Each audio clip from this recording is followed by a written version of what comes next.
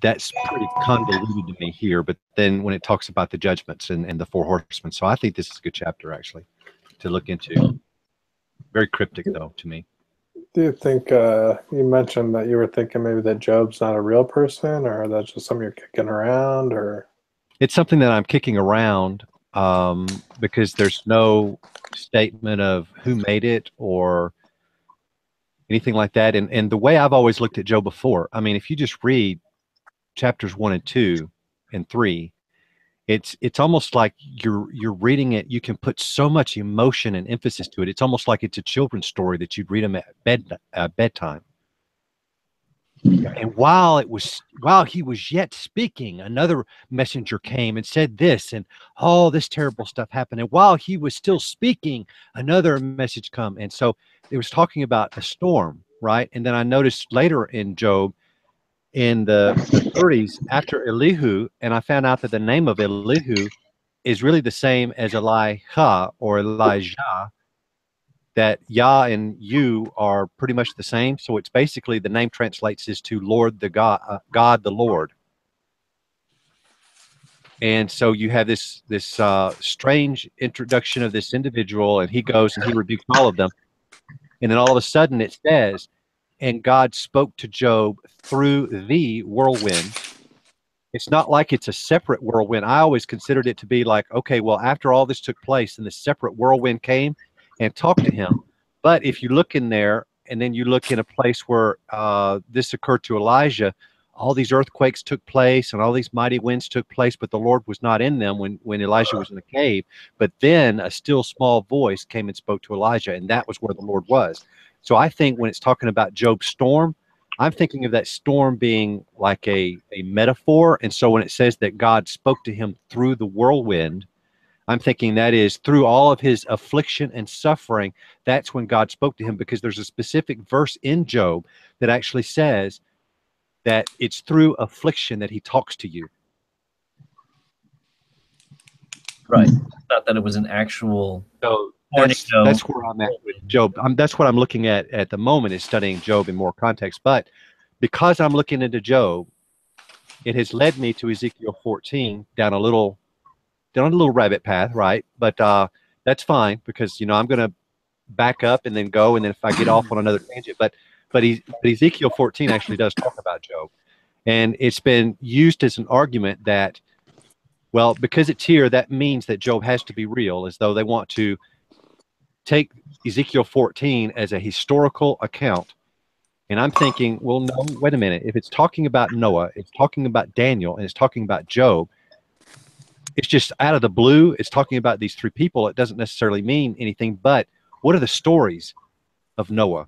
What were the stories of Daniel? And what were the stories of Job?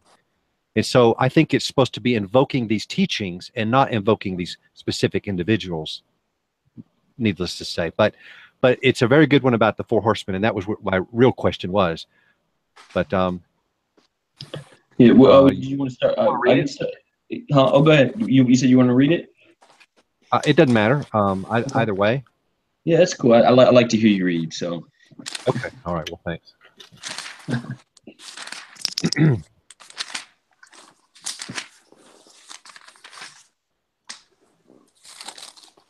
Then came certain of the elders of Israel unto me, and sat before me.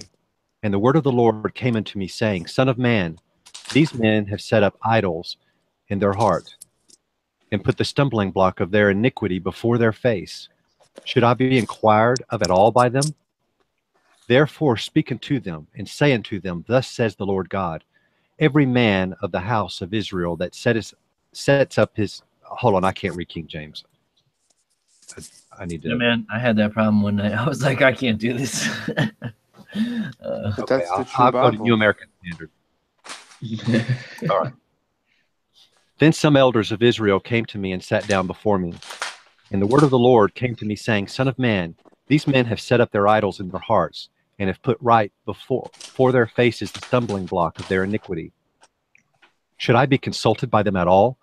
Therefore speak to them and tell them, Thus says the Lord God, any man of the house of Israel who sets up his idols in his heart, puts right before his face the stumbling block of his iniquity, and then comes to the prophet, I, the Lord, will be brought to him to give an answer to him in the matter in the view of the multitude of his idols, in order to lay hold of the hearts of the house of Israel, who are estranged from me through all of their idols. Therefore say to the house of Israel, thus says the Lord God, repent and turn away from your idols, and turn your faces away from all of your abominations. For any one of the house of Israel, or of the immigrants who stay in Israel, who separates himself from me, sets up his idols in his heart, puts right before his face the stumbling block of his iniquity, and then comes to the prophet to inquire of me for himself, I, the Lord, will be brought to answer him in my own person. I will set my face against that man and make him a sign and a proverb, and I will cut him off from among my people. So you will know that I am the Lord God, that you will know that I am the Lord. But if the prophet is prevailed upon to speak a word, it is I, the Lord, who have prevailed upon that prophet, and I will stretch out my hand against him and destroy him from among my people Israel. They will bear the punishment of their iniquity, and in the iniquity of the inquirer is so the iniquity of the prophet will be, in order that the house of Israel may no longer stray from me and no longer defile themselves with all of their transgressions. Thus they will be my people, and I shall be their God, declares the Lord. Then the word of the Lord came to me, saying, Son of man, if a country sins against me by committing unfaithfulness, and I stretch out my hand against it, destroy its supply of bread, send famine against it, and cut off from it both man and beast, even though these three men, Noah, Daniel, and Job, were in its midst, by their own righteousness they could only deliver themselves, declares the Lord God. If I were to cause wild beasts to pass through the land, and they depopulated it, and it became desolate, so no one would pass through it because of the beast, though these three men were in the midst, as I live, declares the Lord, they could not deliver it, either their sons or their daughters. They alone would be delivered, but my country would be desolate. Or if I should bring a sword on that country and say, let the sword pass through the country and cut off man and beast from it, even though these three men were in the midst, as I live, declares the Lord, they could not deliver either their sons or their daughters, but they alone would be delivered. Or if I should send a plague against the country and pour out my wrath in blood on it, to cut off man and beast from it, even though Noah, Daniel, and Job were in its midst, as I live, declares the Lord, they could not deliver either their son or their daughter. They would deliver only themselves by their righteousness. For thus says the Lord God, how much more when I send my 4 severe judgments against Jerusalem, sword, famine, wild beast, and plague, to cut off man and beast from it. Yet behold, survivors will be left in it, who will be brought out, both sons and daughters. Behold, they are going to come forth to you, and you will see their conduct and actions. Then you will be comforted for the calamity which I have brought against Jerusalem, for everything which I have brought upon it. Then they will comfort you when I see their conduct and actions, for you will know that I have not done in vain whatever I did, declares the Lord. The Septuagint reads it a little bit differently, and I'd like to go over a little bit on that. Hold on real quick, because I thought this was kind of interesting.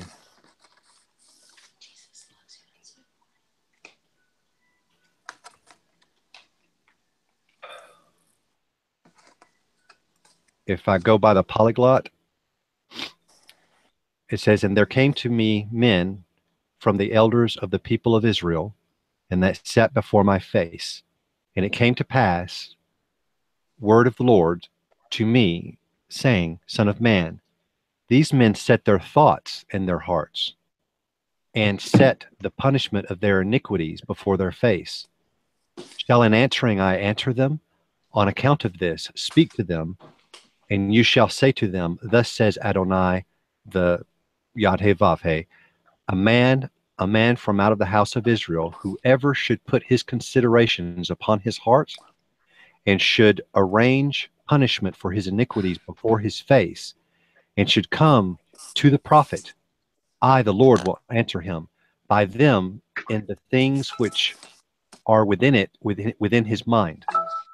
so that he should bend away from the house of Israel according to their hearts, the ones being separated from me in their thoughts. Because of this, say to the house of Israel, thus says Adonai, the Yad-Heh-Vav-Heh, turn away from your practices and from all your impious deeds, and turn your faces. For a man from the house of Israel, and from the foreigners of the ones converting in Israel, whoever should separate from me and set his thoughts upon his heart, and should arrange punishment for his iniquities before his face, and should come to the prophet to ask him concerning me, I, the Lord, will answer to him in the things which he presses in them, and I will firmly fix my face against that man, and I will appoint him for a desolate place and for extinction, and I will lift him away in the midst of my people, and you shall realize that I am the Lord. And the prophet, if he should mislead and should say a word, I, the Lord, have misled that prophet. And I will stretch out my hand against him, and I will remove him from out of the midst of my people Israel. And they shall bear their iniquity according to their offense of the one asking. Likewise, also the offense of the prophet it will be, so that the house of Israel should not be misled still from me, and that they should not be defiled still in all their transgressions. And they will be to me for a people, and I will be to them for a God, says Adonai the Yad-Heh-Vav-Heh. The word of the Lord came to me, saying, O son of man, a land, if it should sin against me, to fall into transgression, then I shall stretch out my hand against it, and I will break its reliance on bread, and I will send upon it famine, and will lift away man and beast from it. And if these three men might be in the midst of it, Noah and Daniel and Job, these in their righteousness shall be delivered, says Adonai the Lord. And if I bring ferocious wild beast upon the land and punish it, and it shall be for extinction, and there shall not be one traveling through because of the countenance of the wild beast.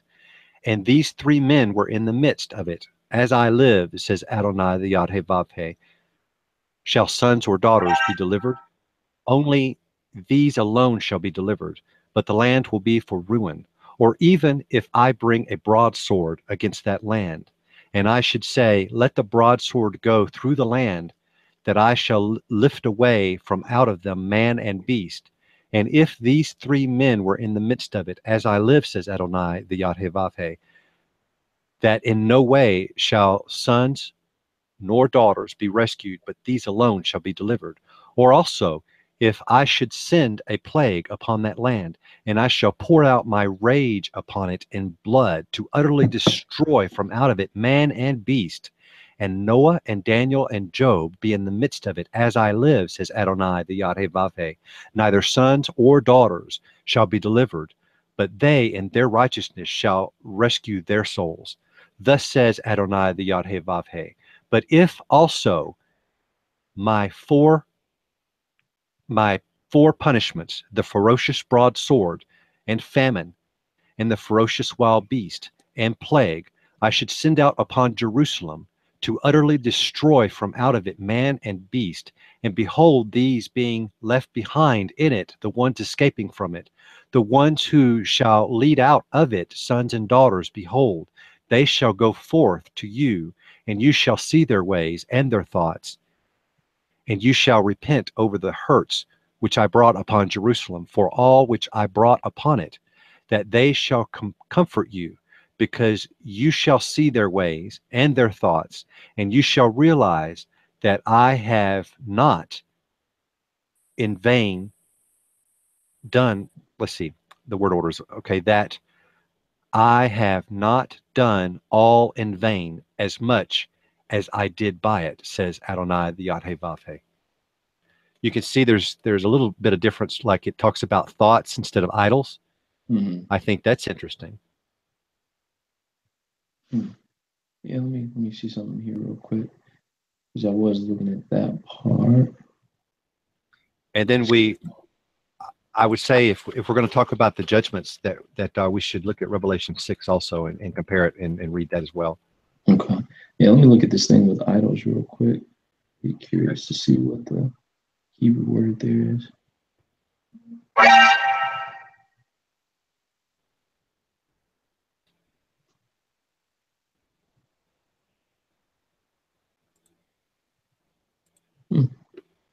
Yeah, it's interesting. Yeah, it just seems to say idols here.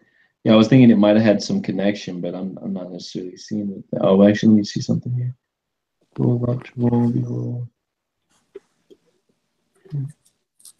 Yeah, I mean, it could have been, it may have been one of those situations where, like, the Hebrews those who were translating it understood it as, the idols to be thoughts and kind of these thought mindsets, whereas like the concrete would have been idols, but they interpreted it as thoughts. Interesting. So now I'll put in my little glossary sometimes when I see idol. Well, I have another definition for that word now, so I'll always like insert it now to see if that would fit. So I mean, it's just another interesting thing that I found a definition that the Septuagint teaches me. This is what this means according to their understanding 250 years before Christ, basically. Yeah, that is interesting. But then, if I can, I'd like to read Revelation real quick, just the first part of chapter 6. And we'll go into the horse of the apocalypse. And my question is, all right, that are these the same 4 types of judgments? I believe the answer will be yes. And then my question is that we still see these judgments today. And so past 80, 70. So my question would be, are these judgments after echoes? Like when you call out something, you hear its voice, but then you'll hear echoes of it later on, afterwards, that these judgments are not necessarily at the same time anymore, but could they be like, and not into a varying severity that was back in that day, but could they be after echoes of that? So in Revelation 6, it says, and I saw when the Lamb opened one of the seals, and I heard, as it were, the noise of thunder, and one of the 4 beasts saying, come and see. And I saw and behold a white horse, and he that sat on him had a bow, and a crown was given to him. And he went forth conquering and to conquer. And when he had opened the 2nd seal, I heard the 2nd beast say, come and see. And there went out another horse that was red, and power was given to him that sat thereon to take peace from the earth, and that they should kill one another. And there was given unto him a great sword. And when he had opened the 3rd seal, I heard the 3rd beast say, come and see. And I beheld, and lo, a black horse, and he that sat on him had a pair of balances in his hand. And I heard a voice in the midst of the 4 beasts say, a measure of wheat for a penny, and a measure of barley for a penny, and see thou not hurt the oil and the wine. And when he had opened the 4th seal, I heard the voice of the 4th beast say, come and see. And I looked and beheld a pale horse, and his name that sat on him was Death, and hell followed with him. And power was given unto them over the 4th part of the earth to kill with sword, and with hunger, and with death, and with beast of the earth. So there are the 4 that I see exactly listed, the very last verse here. And power was given unto them over the 4th part of the earth to kill with sword, with hunger, with death, and with the beast of the earth, that I see in Ezekiel 4:14. And the thing is like, I don't know if it's possible if I could put like, okay, well, this horse represents this, but I will say is that I do see that the horse, the 3rd beast, which was the black horse, and there was a pair of balances. I do know that you see balances in the marketplace, and what's sold in the marketplace is food. And I see wheat, and I see barley, and I see oil, and I see wine. So what I would say is, if we were going to go that route, which I don't know if we really can, because the white horse, I don't know what you could pin on that one. But for this one, I would say, well, this would be the famine, because it's talking about the scales and stuff. But what do you guys think about are these the same judgments that are in Ezekiel 14, or is this just God's modus operandi? In other words, his natural way of doing things, that these would be his natural judgments, or are they the same judgments that Ezekiel is talking about? So could this be prophecy in Ezekiel 14? So I'd just like to hear all of you guys' comments on that, if you don't mind. Yeah, let me take a look at this. I mean, I definitely see a connection for sure. Let me see here.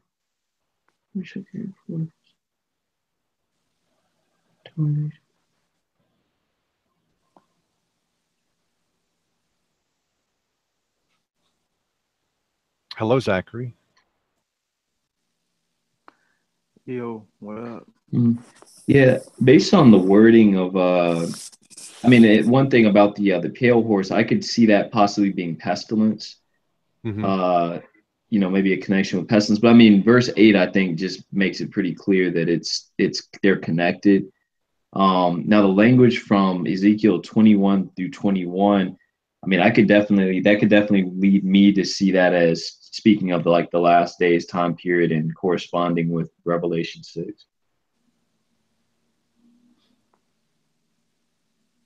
So we still see people dying by sword, people dying by pestilence. I mean, look at the plague and that type of thing. So people would say to you, I guess, an argument, well, see, these judgments are still occurring after AD 70. So how would you answer that? Well, I would say you have to look at the context of where these events were supposed to occur, because Paul talks about judgments which are about to occur on the whole inhabited world or the inhabited earth. And if we identify that as, the Roman Empire and that region of the world, then that's not talking about us in the United States and Australia and all that stuff. Like, it was a specific area of the world that was supposed to undergo these judgments. Right. Now, in Ezekiel 14, is that after he's in captivity and he's in the outer camps of Babylon and Daniel has already been taken into captivity, or is this is after that, right? Ooh, Ezekiel, gosh. Yeah, I'm trying to remember what the time. I want to say,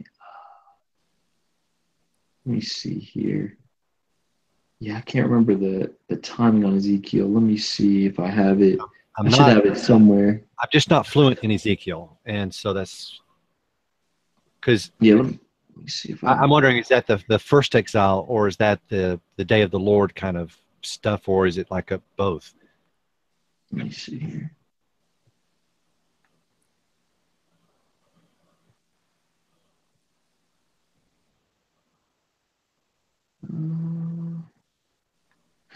Let me see if I can get a date on the book of Ezekiel.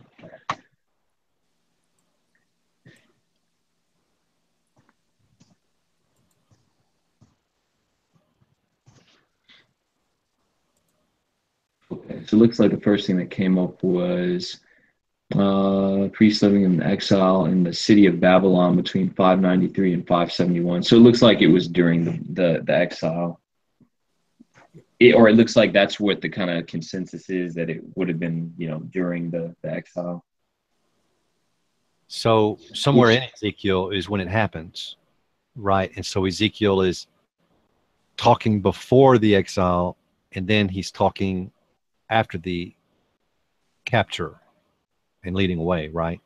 It's been a while since I read through it, but I mean that sounds like it could very well be the case.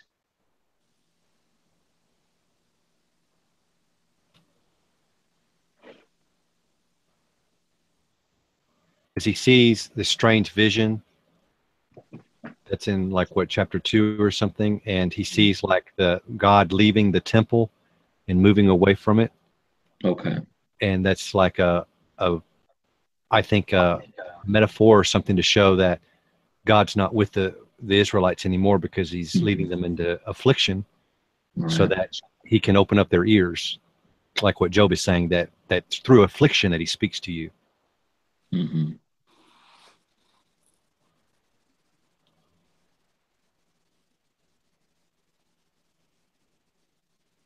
Yeah, I mean that sounds like that probably was the case with Ezekiel. I mean, definitely during, but probably before.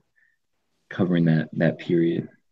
I missed it. Did you guys think Ezekiel 14 was parallel to Revelation, or are you thinking something different? I'm thinking it probably is. I mean, just that direct connection with the exact same judgments. I mean, in verse 8 of Revelation 6, and then the language I see here, looking at verse 22, yet behold, therein shall be left a remnant that shall be carried forth, both sons and daughters. Behold, they shall come forth to you, and you shall see their way and their doings, and you shall be comforted concerning the evil that I have brought on Jerusalem, even concerning all that I have brought on it. So, I mean, okay, if this is during the exile, like, so basically, I look at this as this can be like one of two periods for the most part, or I mean, you could say three, but I think three would be a stretch if you're looking at like the times of Antiochus or whatever. But I would see this would either have to be the attack by the Babylonians in like pre-exile, or it would have to be speaking of Jerusalem being attacked and all the bad things that were going to happen on them during the last days. And so if this is him writing during the exile, I'd imagine that it would have to be speaking of, the last days time period, which is the next period in which something major happens to Jerusalem. Now, other than the times of Antiochus. Now, I understand that Daniel and Ezekiel lived during this, alive at the same time. Ezekiel was in the outer camps, and Daniel was in the king's midst. Yeah, that sounds right. Because I mean, I believe Daniel was around this time, like around. Let me see here. I was just thinking, if this is parallel, it almost pretty much specifically names the whore by name here in Ezekiel, doesn't it? What's that now? I was just saying, if this is parallel to Revelation, then it pretty much names the name of the whore by name, saying Jerusalem.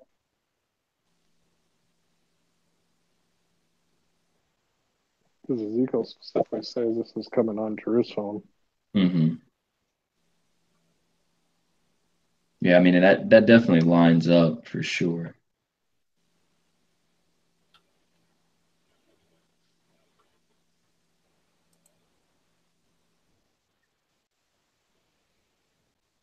I mean, if it was like two of the four plagues or two of the four judgments, I would say, oh, okay, maybe that's questionable. But no, right. I mean, this seems to be, I mean, it's got all four judgments. I mean, honestly, no matter what you call the horses, it tells you in verse 8 by summing it up and putting it in plain language that, authority over 1/4 of the earth to kill with the sword, with famine, like that's summing up everything there as the same judgments that are in Ezekiel. So it's a sort of a way of approaching someone who's wanting to take these four horsemen as something literal, or saying that they're the flags of the Muslims country. Well, and then like that. In Revelation, everyone would say that's the whole earth, but here in Ezekiel, it just says Jerusalem. So I think, I'm hoping to use this as my next little meeting because I've been trying to propose that in some of my videos as well, that earth just means Jerusalem.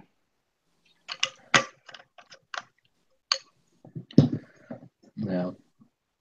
Yeah, I think that is a great point to bring up, when you start looking at Revelation and then tying it back to Ezekiel. Yeah, that's a great point, because it is specifically saying Jerusalem, and I'd say it's parallel. It seems parallel to me. Yeah, I didn't really know Ezekiel 14. I mean, I've read through it, but I'm not very fluent in Ezekiel. So, but when I saw it again after the full preterism thing, I'm looking at it. I'm like, you know what? That really does sound like the four horsemen. And then I went to Revelation 6, and I was amazed at it's the exact same characteristics, words. Yeah. And I don't think there's a whole lot that's really new in the book of Revelation to begin with. Like, it's pretty much like everything you're seeing in the prophets, summed up, and like everything the prophets had to say about the last days is pretty much what makes up Revelation for the most part.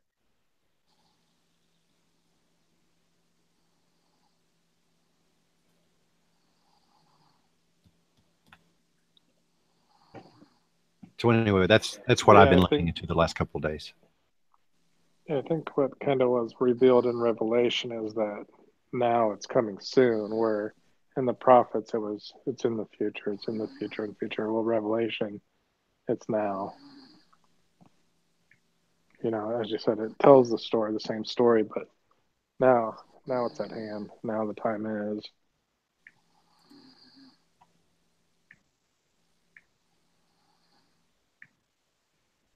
What did you say, Stacy? I said that's just the subjects that I've been looking at the last couple of days is just, that. Definitely interesting. He even says in 14 that he'll be calling a remnant out. And these are the judgments against Jerusalem.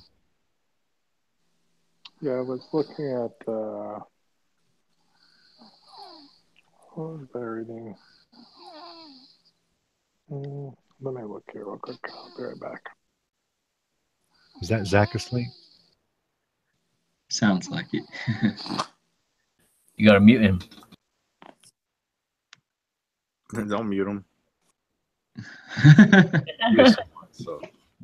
I think his Hey, snore Chris. woke him up. I think he's back awake now. Hello? Hey, Chris. Yeah, it's Hey, man. muted.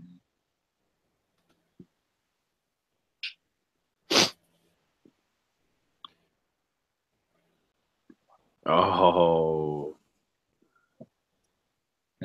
Sounded like he was getting some good sleep though. Yeah. So have you guys heard the guys going back and forth with William Bell from was it Messenger of Truth and the guy? I think those guys are from SOG, Soldiers of God, and Fill me in. oh, they're just the bunch of guys that some of them are ex-Hebrew Israelites, and then some of them, this guy named G-Man. They're all like they go out in the streets, but they go and like try to battle or debate the Hebrew Israelites on the corner. And this one of the guys is they're all over the place, but anyway, now I guess they've been going at William Bell for the preterist stuff. So anyway, that was just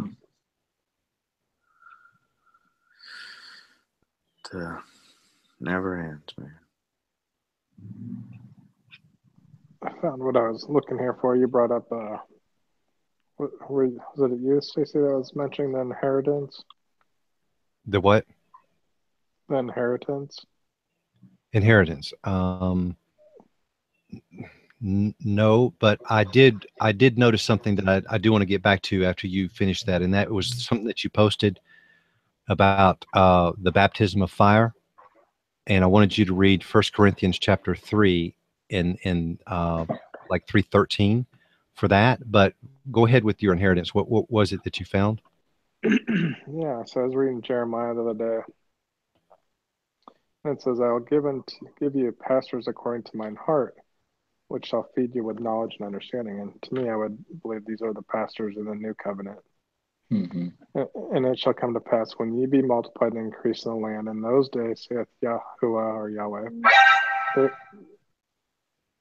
must be Yahuwah, I guess.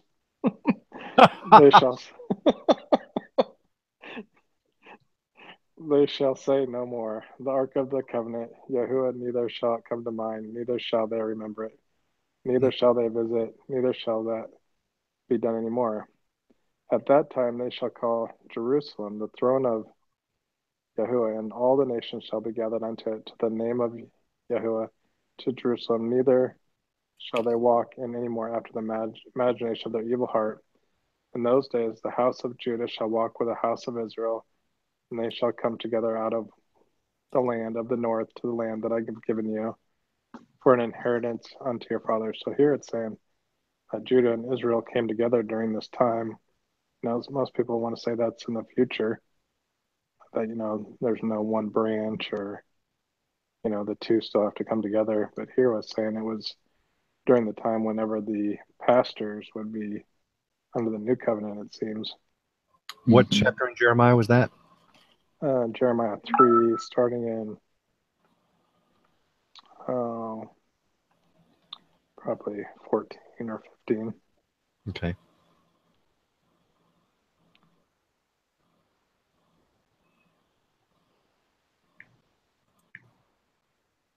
So where did you want me to read? 1 Corinthians 3, maybe 3:13. Now, you were saying that you believe that the judgment of fire was the condemnation, the judgment type thing. Yeah, it seems to be in it in Matthew. It seems to be indicating that. And then when I look at 1 Corinthians chapter 3, it's like 13 through 16. I think that's a good section if you want to read that for me.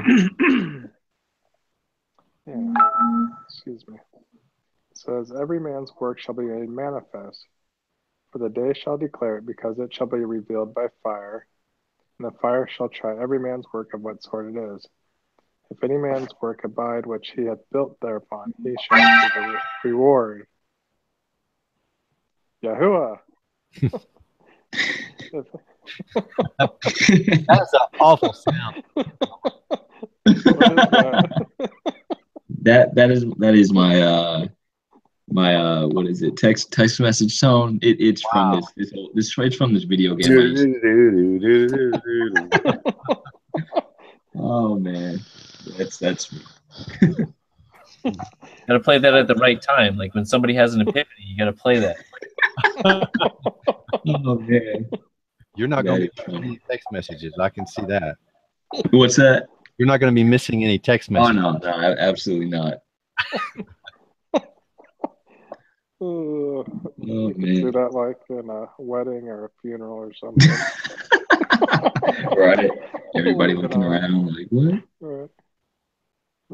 So I'll continue on. If any man's work shall be burned, he shall suffer loss, but he himself shall be saved, yet so as by fire. Now, I really misspoke. If you could back up and read 12 also. Yeah. Now, if any man build upon its foundation gold, silver, precious stones, wood, hay, stubble. Okay, so when you were talking about, you believe that the baptism of fire would be like for the judgment. I would say that the baptism of fire would be for both categories, according to this scripture, because here, if you look at verse 12, it says gold. Well, gold is fireproof. Gold is refined by the fire. Silver, it's refined by the fire. Jewels, they're purified by the fire. And then you've got wood, it burns up. Hay, it burns up. Straw, it burns up. So you've got 6 examples here. 3 of them are non-flammable or purifiable, and then 3 are burned up, and it's talking about what you build on top of that foundation. And so then it also says that I find it interesting. It says, but actually the New Living Translation says, but on Judgment Day, fire will reveal the kind of work each builder has done. And I know other versions actually capitalize day as though it is the day of the Lord, a specific event. So I see it. Yeah, verse 15 definitely kind of sums that up, what you're thinking. It'd be interesting to reread Matthew with that in mind, see if there's any something I didn't see before. I think it was Matthew 3, wasn't it? Yeah, Matthew 3. It's like all of these that we've been discussing are chapter 3 verses around 3:15 or 3:16 or something. Let's see here.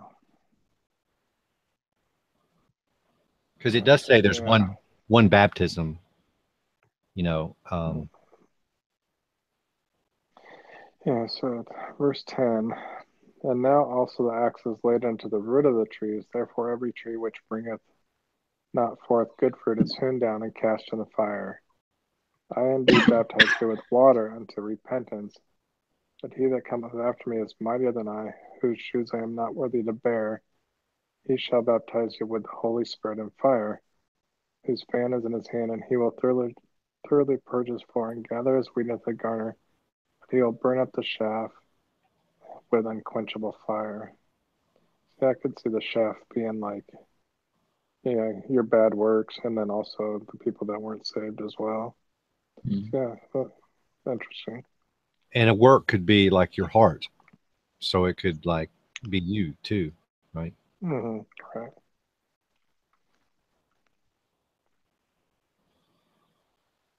Oh, thanks for pointing that out, because I was just kind of curious. I hadn't really seen that before. I always thought the baptism from fire was kind of just really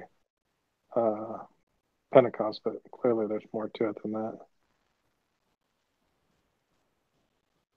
Yeah, if you really look at Pentecost, well, what was actually being burned up? That was the works of the Pharisees. You know, the oral laws and things like that. The things where you need to come to us, kind of thing. I mean, it's a possibility. I could see that this way. Hey, Jason.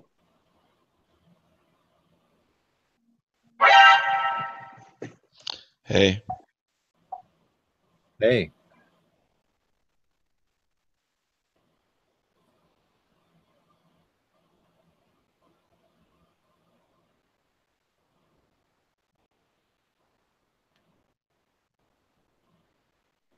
You want to look at Ecclesiastes, or however you pronounce that?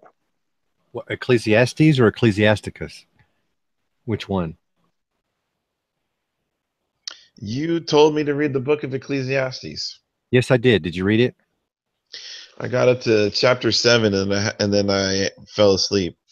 But I was waiting for it to take a turn, because I'm like, there's just no way he's just going to keep on beating down on himself, you know? And then honestly, about chapter 7 it started to take a turn. And I was just wondering, I guess, does it kind of, I don't know, man. I mean, is there something different after chapter 7, or does it just keep on? It only gets worse. It's a sobering turn. It is a wake up call, but it says, look, this is important.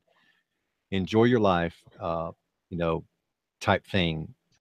At the very end, probably the last chapter, I think, for sure. But yeah, it's a very sobering wake up call. Yeah, I don't know, man. I mean, enjoying my life just seems so selfish, to be honest with you. And I had a lot of questions, actually, or not questions, but I had written down quite a few things, but I don't know. Okay. Well, Ezekiel, Huh? Ecclesiastes is fresh on our mind because we were like going over it about a month or two ago. Yeah. So, you know, if you've got any questions on that, I mean, anybody feel free. Yeah, I wrote them all down, and okay, sticky note, there it is. And I didn't write it on a sticky, so that's what happened there.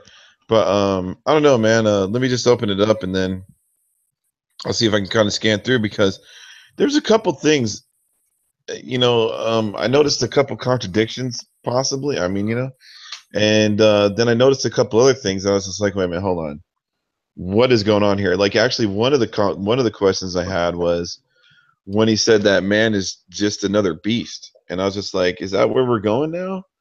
I mean, because I mean, he's like comparing it, you know, like, you know, your cat gets sick, you get sick. Your cat dies, you die. Your cat gets hungry, you get hungry. But it's like, I mean, from my understanding, like human beings was like maybe one level above, you know, cats. Yeah. The way I've taken that is, I mean, once again, it's supposed to be sobering and humbling in that, look, we are great, you know, we're greater than cats and animals and stuff, but I mean, not they die, we die, like we're still dirt. Ultimately, at the end of the day, we're dirt, we're dust. That's it. They're really the same thing. So like in comparison to Yahweh, like we're nothing. Pretty much. In other words, we can spend our life to build these palaces and conquer all this land and do all that, but at the end, our end place is the same as it is for the beast. Right. Yeah. And then there was one thing, like, honestly, you know, and this is the Bible, so I can't really argue with it, but if this was another person, I would argue right away.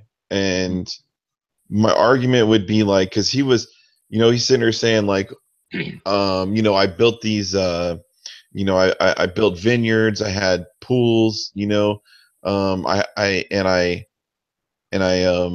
don't know if he said I bought slaves. I think he said like I bought slaves. I forgot what it was. It was something male and female slaves and male and female slaves. Yeah.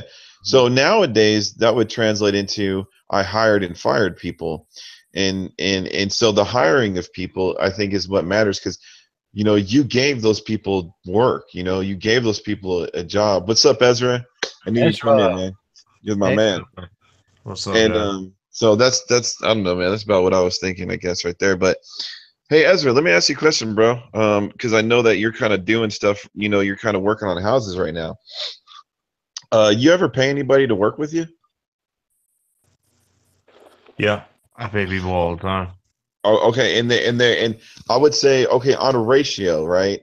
5 to 10, 9 to 10, 9 out of 10, 8 out of 10, or maybe you could give it like a percentage, 50-50, 80% of the time, 75% of the time. How much of the time do you think that these people are grateful that you gave them a paycheck?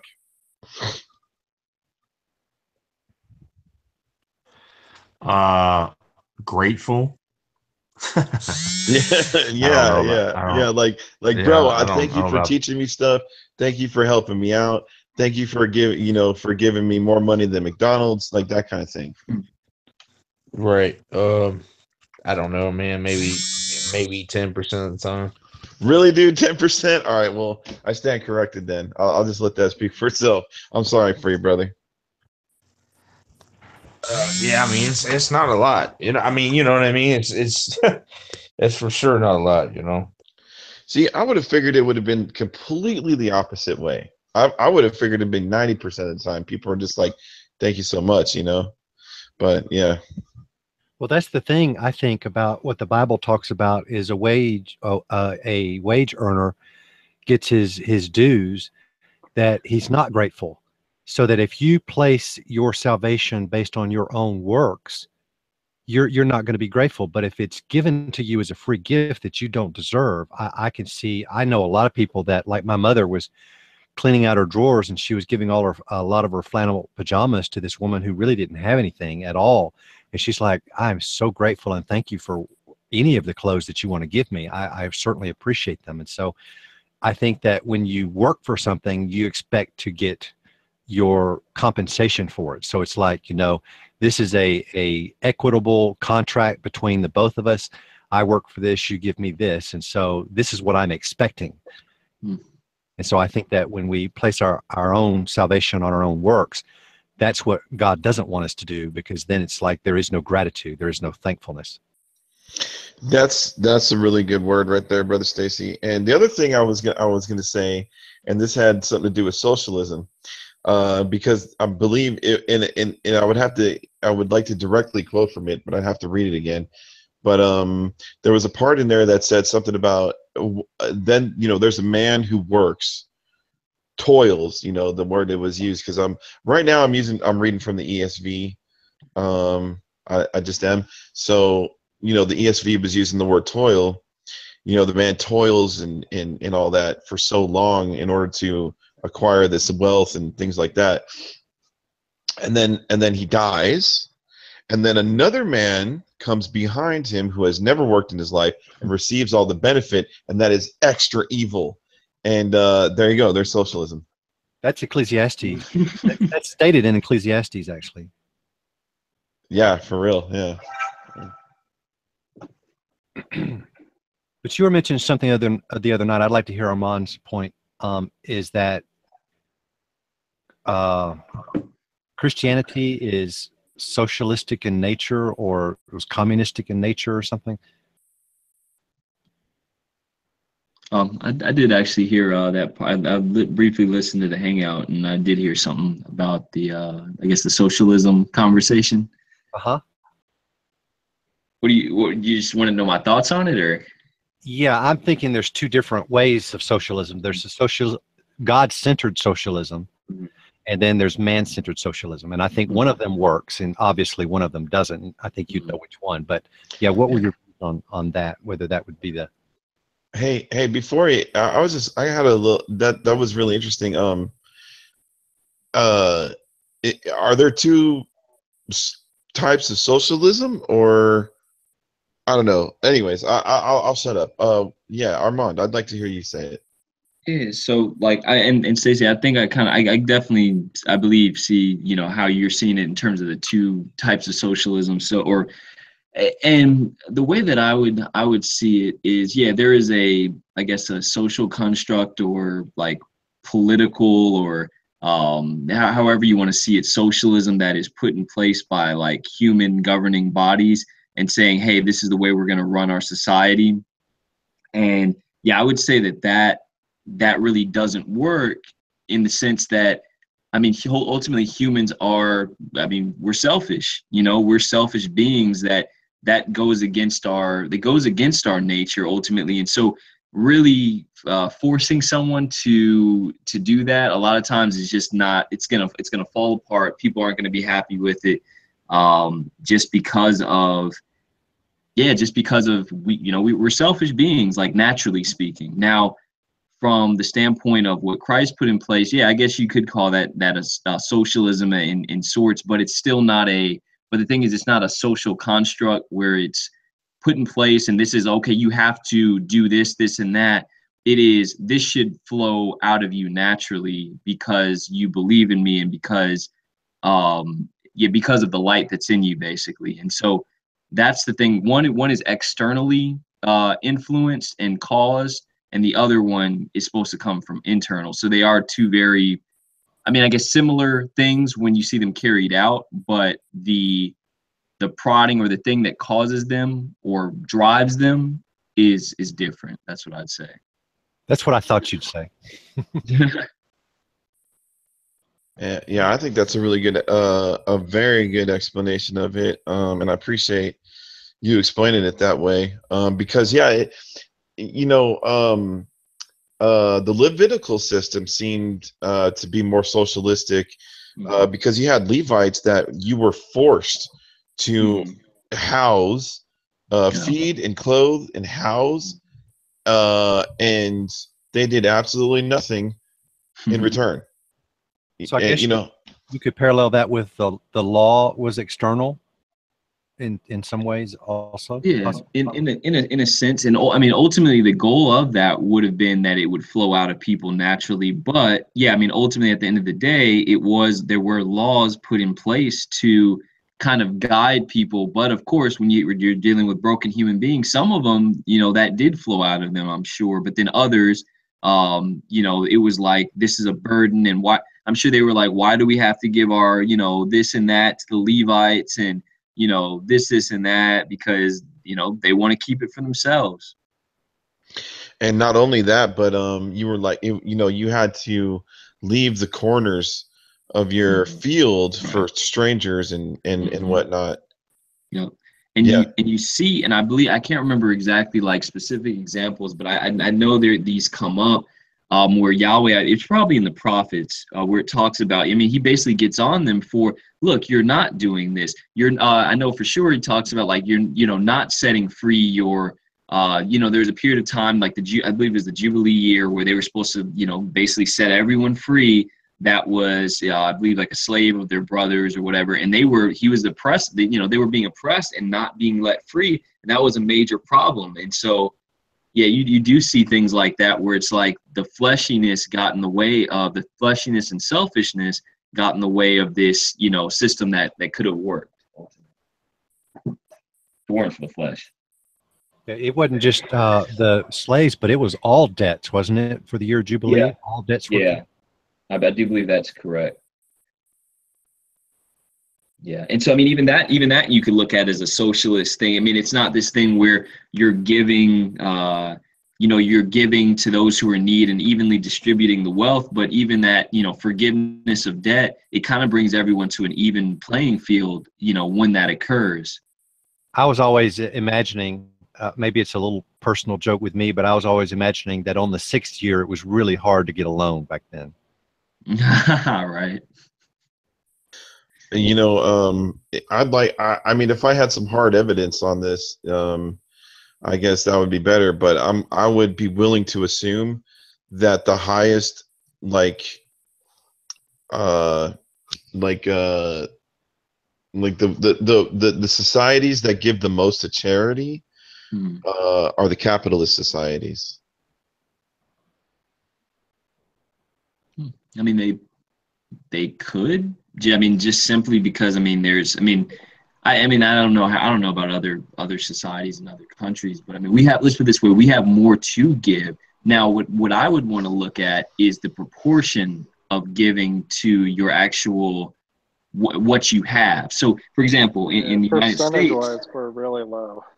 yeah, I would imagine that would be the case. Like, so we might, dollar for dollar give more, or just dollar-wise, we might give more just because we have more income than a lot of other countries. But if you look at, I don't know if it will be per capita or per person or per like your income versus how much you give, I'd imagine there's probably other countries that probably give, or non-capitalistic countries that probably do. There are corporations and they give to charity, but they do it for profit, for marketing reasons, to diminish their bad publicity. Or even tax breaks. I mean, anybody can give money and they get a tax break for it. So is that really serving the purpose of which it's supposed to, if you're doing that for the purpose of getting a tax break, Okay, so that's a little bit more of that's a little bit more for CNN, but I guess, okay, so here's the thing. In a socialist country, I would assume, first of all, that you're not going to get a lot of charity, and I'm not, and now I'm going to kind of back off from the CNN type of reporting, and let's talk about straight up from the heart charity, from private individuals or from corporations that are actually trying to make a difference instead of just kind of recycling money. You know what I mean? And I do understand what we're saying, but now in a socialist country, you're going to have government programs. And basically, there's not much of a need for charity, because if you are not getting help from the government, then you don't know how to hustle the government, because that's what the government does. It hustles you, and then you hustle the government. That's like a socialist country, right? But then you have the capitalist countries, who capitalism makes people happy, and so the more people are happy, the more that they're willing to give. I got a question about that. You said, okay, capitalism makes people happy. My question would be, how does capitalism make people happy? Mainly the abundance of resources. The more resources you have, the more happier that you are, because you don't have to worry about your next meal or the roof over your head, that kind of thing, generally. Okay, so in Ecclesiastes, when you were reading Ecclesiastes, did it sound like he was happy that he had all these things? No, all these things would be the things that he had. What he was describing, he was basically a monopoly don. You know what I mean? Like, would you say, just to clarify though, would you say that it actually, capitalistic, societies actually provide more happiness, or they provide more of the perception of happiness? Yeah, that's a good question. Well, I think that if you're to build a society, right, on socialism or even communism, then okay, wait, hold on. Okay, so like I was actually thinking this in my head just a second ago, right? But like, why were the slaves in America? Why did they want to be liberated? You know what I mean? And that's because when there's an opportunity presented to you that your here's your life now, and here's what your life could be, that's going to get into your head, and then you're gonna be like, well, I want a better life. And so that's exactly what they're going to go for every single time, right? So the slaves wanted freedom because they wanted a better life, you know what I mean? But there's every step comes after that. So like in Canada, let's say, there's a like a ceiling that you hit, and once you hit that ceiling, then you get taxed very severely to where it doesn't matter how much money you make, you're basically going to be making maybe $4 or $5 an hour. So nobody's willing to work more, to get more. You know what I mean? So they don't, because they're prevented from getting more. But if the opportunity was presented to these people, right, that we will change the economy so that you can get more, they would get more. And that's why I meet a lot of Canadians in America. It's because America, you can make more money. You know what I mean? So, no, I think capitalist societies make people happy, and I don't think it's the perception of happiness. Okay, so okay, yeah, go ahead. I'm sorry. What were you saying, Stacey? I just wanted to ask a question. Do you know the suicide rates of the capitalist countries versus the socialist countries? Have you looked at that at all? No, that'd be pretty interesting. The study on happiness says that up to 75,000, definitely those people are more happy. But those over 75,000, then it doesn't really start to make a difference. So, people that have more money have more opportunities to more experiences to experience life than someone who doesn't make as much money may have to have more experiences just with relationships or being able not to be able to have as many experiences. I will say this. I don't have the specific numbers, but I do have someone that it appears, and this is a little sentence, all right? It says satisfaction with work, childcare, and health all decreased significantly during the transition from socialism to capitalism, reflecting a marked rise in symptoms of social stress, such as divorce rates, suicide rates, domestic violence, and increased alcoholism and drug abuse. We definitely see a lot of that in our country. Now, as far as suicide rates, I actually just pulled that up in Wikipedia. You got suicide rates that are really high in like Sri Lanka, Guyana, Mongolia, even South Korea for some weird reason. Japan is really high. Man, I don't know what's going wrong with these Asians. Then also a lot in Africa too. United States is actually probably what it's looking like to me. The United States is somewhat in like the top the top 1/4 or so. Like it's ranked 48, I believe, and then there's 183 countries, so you can think of it like that. But here's the thing: like in my experience, poor people are absolutely miserable. For the most part, I haven't met a whole lot of poor people that don't constantly complain about everything, and I mean from TV to their feet, their ankle swelling, to somebody that they knew they shouldn't have trusted, but they did anyways. I mean, the list goes on and on and on. They want to complain about not making enough money at McDonald's. Stuff like this doesn't make any sense to me. The people that I've met that are like somewhat middle class, and middle class to me means homeowner. Those people are really happy, and they struggle. They struggle just like everyone else does, but the mind is so much more clear. The living is generally more cleaner. And the things that they're interested in just seem to be a lot more fun, because they're not, wasting away on the computer, on the TV, or on the alcohol. The list goes on and on. Generally, poor people are absolutely miserable. That's what I've noticed.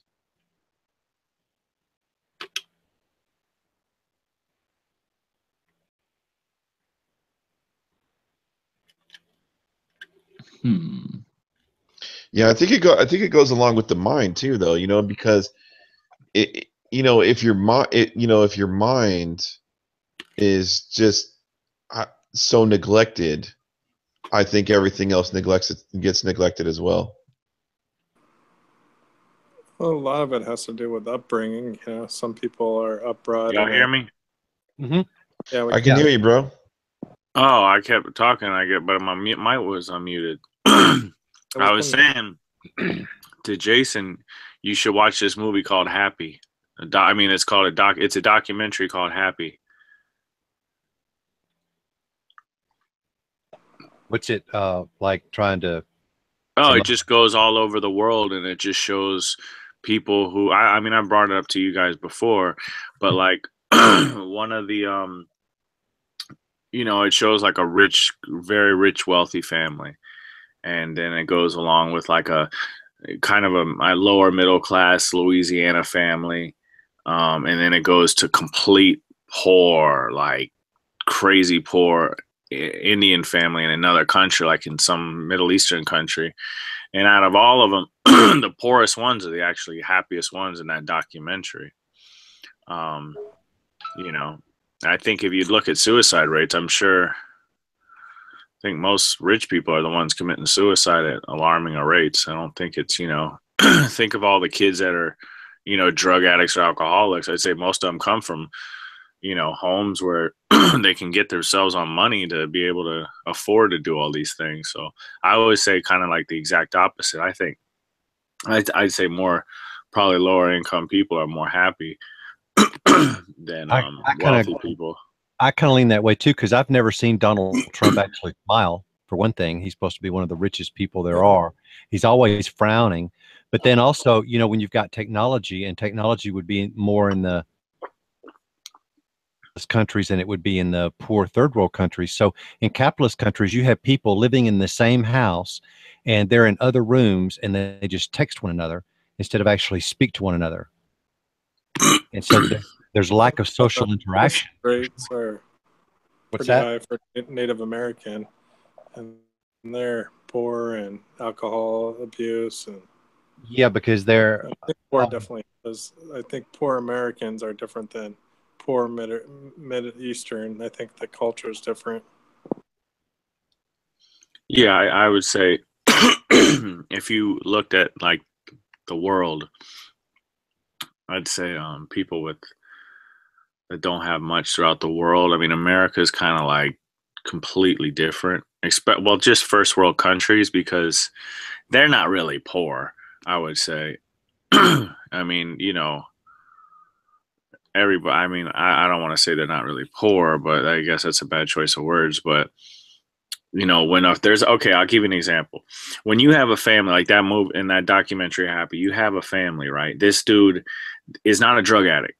He is in a poor country where he barely makes nothing. And it shows him going to work. And he's like, he walks, he's got, you know, a one of them carts where people sit in the cart and he walks the cart when he's like basically a horse.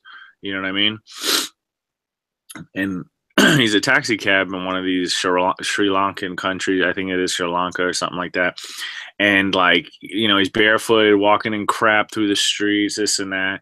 And he just like, he comes home from work and he just says how grateful and blessed he is. I mean, his house is made of tarps and trash, and like that's what his house is made of, you know what I mean? And he's just telling you how, oh, I remember this, how I found this, and he was just grateful to put like what we would call trash. Like you would see this, I mean, you go see homeless people in America, they got like tents, you know, from Walmart. Like, no, this dude has like different pieces of trash all over the place that makes up his, you know, his home, and multiple kids, and he's the only one that goes out, and he just talks about how grateful he is that when he comes home, oh, these are my neighbors right here, and you know, the best part of my day is coming home and hearing my little boy, you know, called, you know, daddy, this and that, you know, it's in subtitles, but you know, it's just, it shows like, you know, and this dude ain't no drug. Now in America is different. And the reason why is I'd say in the majority of the world has that type of poverty, I would say, compared to most first world country, which are very few way of lifestyle compared to the masses. But we just see you know, the majority, think it's the majority because, well, that's what news shows. But, you know, I would say, you know, a first class, it's like someone said, you know, first class problems or first world problems. It's like, no, they're drug addicts. They're miserable because it's depression brought on by the drugs and alcohol. So every day they're not drunk or high or don't have it. It's because they're depressed out of their mind, because that's what alcohol is. They're downers. So every drug, if you don't have it, you're going to feel like crap. So you're going to bitch and complain. Excuse my language, but that's just a reality. So, and probably the reason why they're seeking that is for escapism, to escape out of their right. situations. The choices they made and the lifestyle they chose, whatever it is, can't just put up with what happened, just whatever it is, excuses. And He's having trouble with his internet. I think he got trouble. Ezra's going to sleep, so that's about it on that. Armand went to sleep as well. But man, I wish Chris was here. I'll wait till he gets back, I guess. Oh, there he is. But yeah, on those movies, dude, on those documentaries, I don't really trust those because, I learned a lot about culture, in other words. And those documentaries, I just don't believe them because I think it's just pushing propaganda. And that's about the best I could come up with on that. Yeah, I'm gonna tell you a story real quick. Okay. This is firsthand story. I was in Hawaii, okay, a few years, maybe 10 years ago. About 10 years ago, okay? And the kid who I was just a friend, sort of friend, his parents were, I'm not going to mention names, but he's an heiress, or was an heir, I guess you'd say. And his great-grandfather is basically the guy who built Palm Beach. And I'm talking like insane money.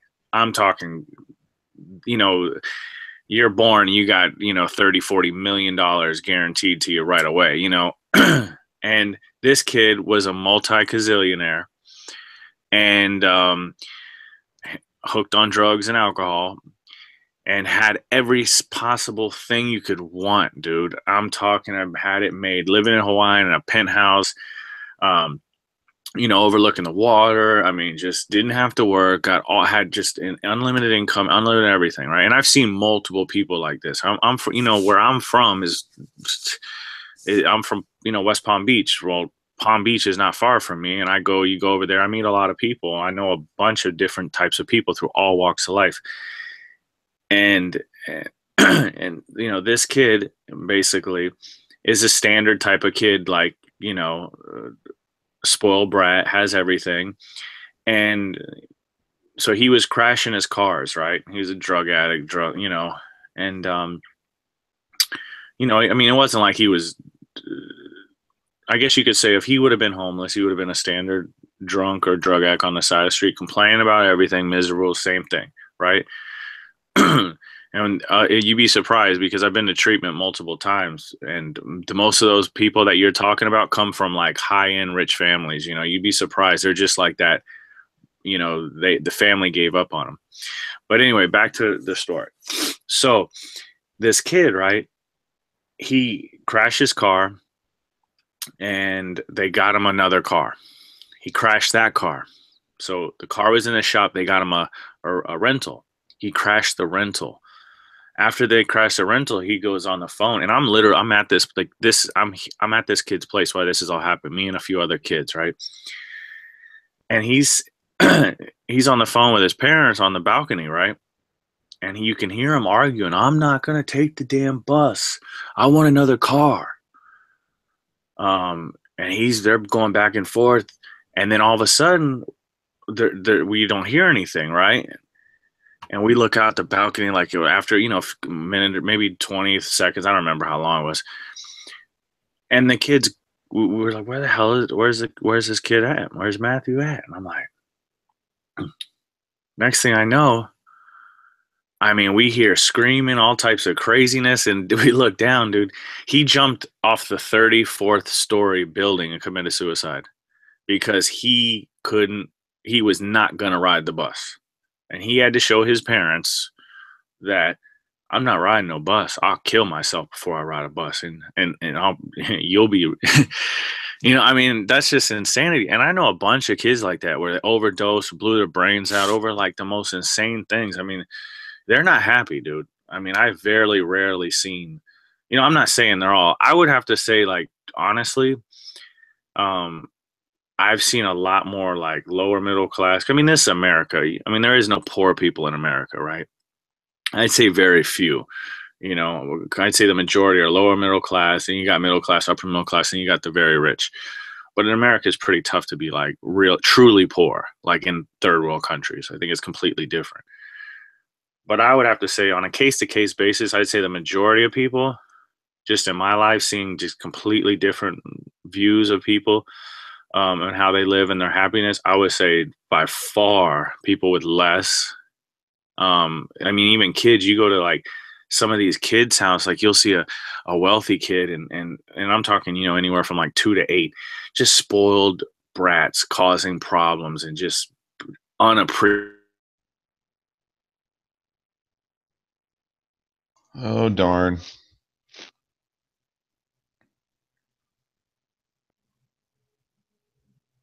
But I do have a response for him whenever he gets back on. I'll be back. Man. Oh hey, yeah, thanks for the email today, Rob. I'm gonna finish up the book of Ecclesiastes for sure, and then I'll get on your blog, man, and check it out. Yeah, no worries. It's just good to have you back and hanging out. Yeah. Yep. I haven't read Ecclesiastes in a long time. I just remember the common theme I think about whenever I hear that book is it's live Hey, your life Chris. and enjoy life. I keep getting kicked out, but anyway, I don't know where I got kicked out at. All right. Oh, hey, cool. So I have a response. Okay, so that was actually a really good story, and I do appreciate you telling me that story. And so I was gonna say, one thing that one thing I took away from the book of Ecclesiastes is and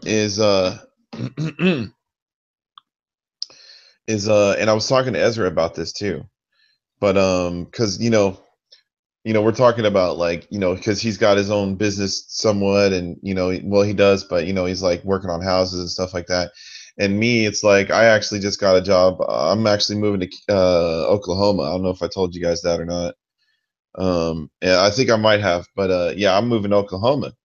And the thing is like after all the money that I've put into my resume, and to get high paying jobs and stuff like that, it's like I got to be honest with you, man. It's like I'm still just a kid that grew up in the trailer park in the middle of a desert, and I've never saw myself in this way. And so Ezra was kind of telling me, he's like, yeah, it's like once you really get involved, with the Word of God, and following the God's intention and everything like that, it's like you no longer work for yourself. And I was like, yeah, man. It's like, and he didn't even have to explain that to me. Like I already knew. And one thing in the book of Ecclesiastes that I didn't see, but of course, I haven't finished it yet. But the man didn't seem to have a purpose in working, and I think that was what was really lacking for the man, because he would talk about the king, and it's kind of like, well, the king is basically ruler over everything. So it's kind of like, if all this stuff that you're saying applies over all things, then why is there even a king? Because then why aren't you speaking against the king? Because I haven't seen a whole lot of that. Because then that position would be double hypocritical, in other words.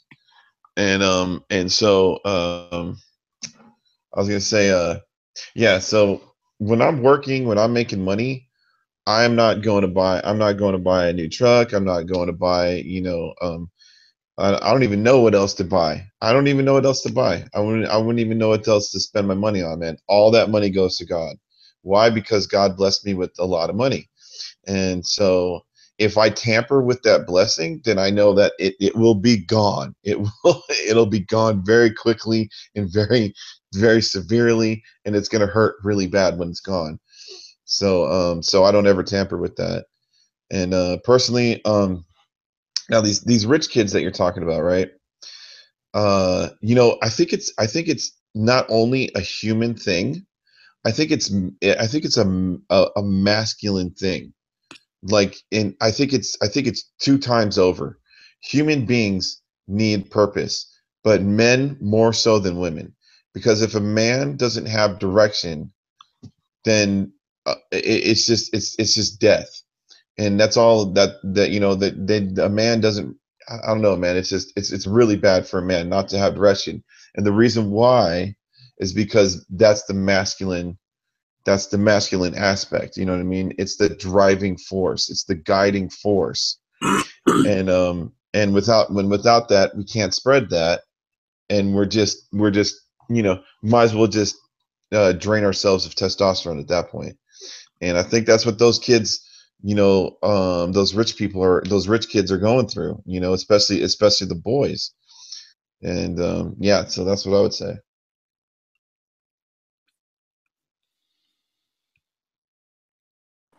I got a quick question for you, Jason. Do you like your work? I don't care. I don't care at all. I don't care. I don't care. Do I like my work? Not really. But the only reason I like my work is because I'm good at it. And that's the only thing I like about my work. Otherwise, I would go to sleep not caring whatsoever. I mean, honestly, my work is actually very critical to the world. Well, the world that we currently live in, because without, people like me, then we wouldn't have air conditioning, we wouldn't have sewage, we wouldn't have natural gas, we wouldn't have showers, we wouldn't have laundry, we wouldn't have vehicles. The type of work that I do basically makes the world run. But and I appreciate that. I just don't care how it's done. I just don't, and I never really have. But I didn't get into this type of work because of my own choosing, though. That's kind of part of my testimony. Like, I went to school to be a medical assistant, and when I came out of medical assisting, I was a caring nurse assistant, I was a medical assistant, I was a caregiver, and I was a physical therapist assistant, and I worked in hospitals. That was my passion, taking care of people, and eventually I'd probably move into psychology or something like that. But when I went to Texas, right, because I was in Las Vegas, when I went to Texas, I went to the church, and part of my testimony is they gave me a job welding. And I mean, the thing is I never really did like my job, but I knew that's where God put me. So I tried to be the best I could possibly be. And that's kind of been always, my work ethic is basically my dedication to God. And the money that I make is my blessing from God. And so to manifest the kingdom of God is to use that money to glorify God. So that's where I'm at on that. Thanks. Appreciate that. I was just curious because, like, I kind of, I have a good work ethic too. I currently don't really, I don't hate my job, but I don't care for it. I do good. I'm normally one of the better performers, but just getting a little burned out lately, but probably be back at it. So, but yeah, I'm kind of the same way. I don't really, care per se, but I have a good work ethic, so I normally do well at whatever job I'm presented. You've not reached Ecclesiastes 9 yet?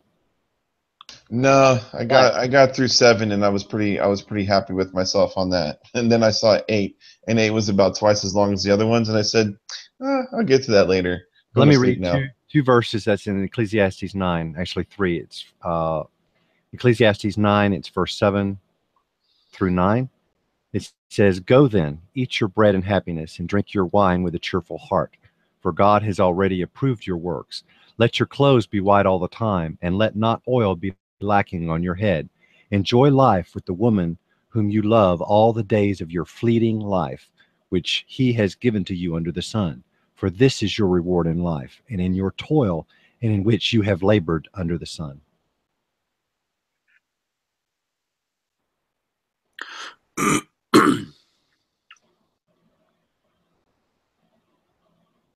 I mean, okay, but how many of us can do that though? See, that's the question. That's my question. Like, Just how like many what of you us said, can the can very live off of the vegetables in our backyard? You know what I mean? well, it says, in the very next verse 10, it says, "Whatever your hand finds to do, do it with all of your might. For there is no activity or planning or knowledge or wisdom in Sheol where you are going." So, like what you were saying, that you wanted to be a very good welder thing. It's not like you just have to be in a garden and dig up and eat your own vegetables and stuff like that. But whatever your hand finds to do it with all of your might. And in the New Testament, we also have whatever you do it as though you were doing it for the Lord. So that sort of relates to what you had just said. You wanted to be a very good welder. That's you enjoyed that. So that's basically what part. But I would certainly recommend you read the rest of Ecclesiastes when you get time. Oh yeah, for sure, bro. No, I started it out. It's gonna finish. I really only need one more day on it. Like really, probably just a couple more hours on it, and yeah, it'll get done for sure.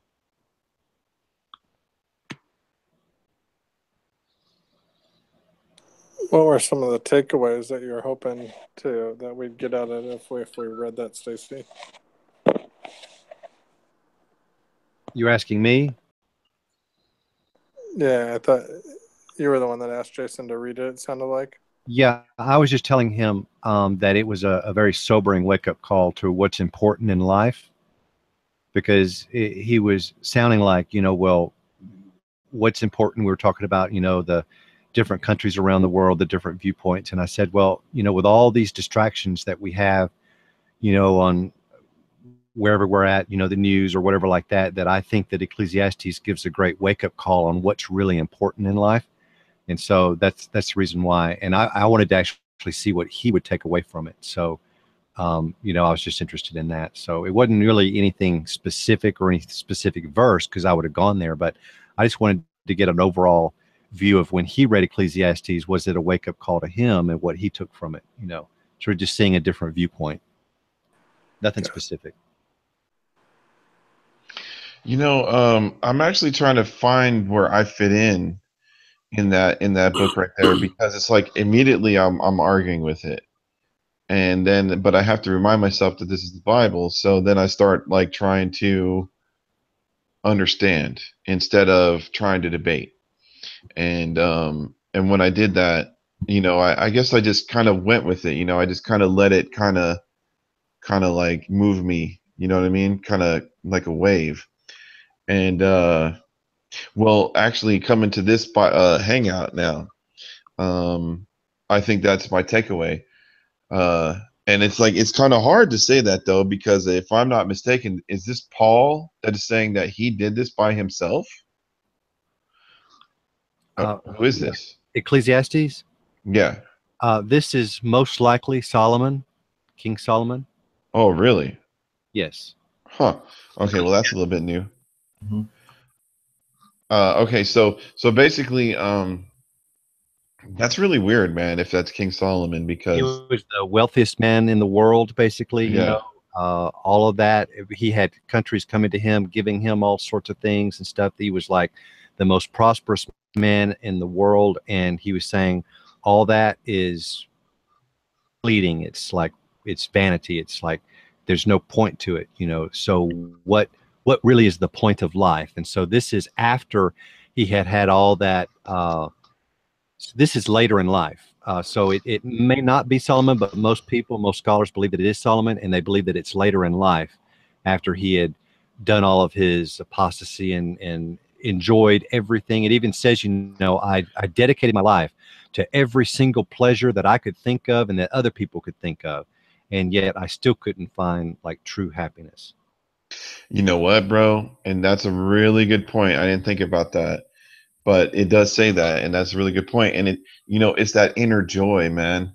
It's that inner joy that you can only get from God, because that's where it comes from, and that's that eternal joy, And Right. So yeah, what Armand was saying, I really think carries weight, where he's talking about, does capitalist country, give the appearance of happiness versus true happiness? Because I think only true happiness can really come from wisdom, but at the same time, I'm conflicted because I know with great wisdom and great knowledge comes great sorrow.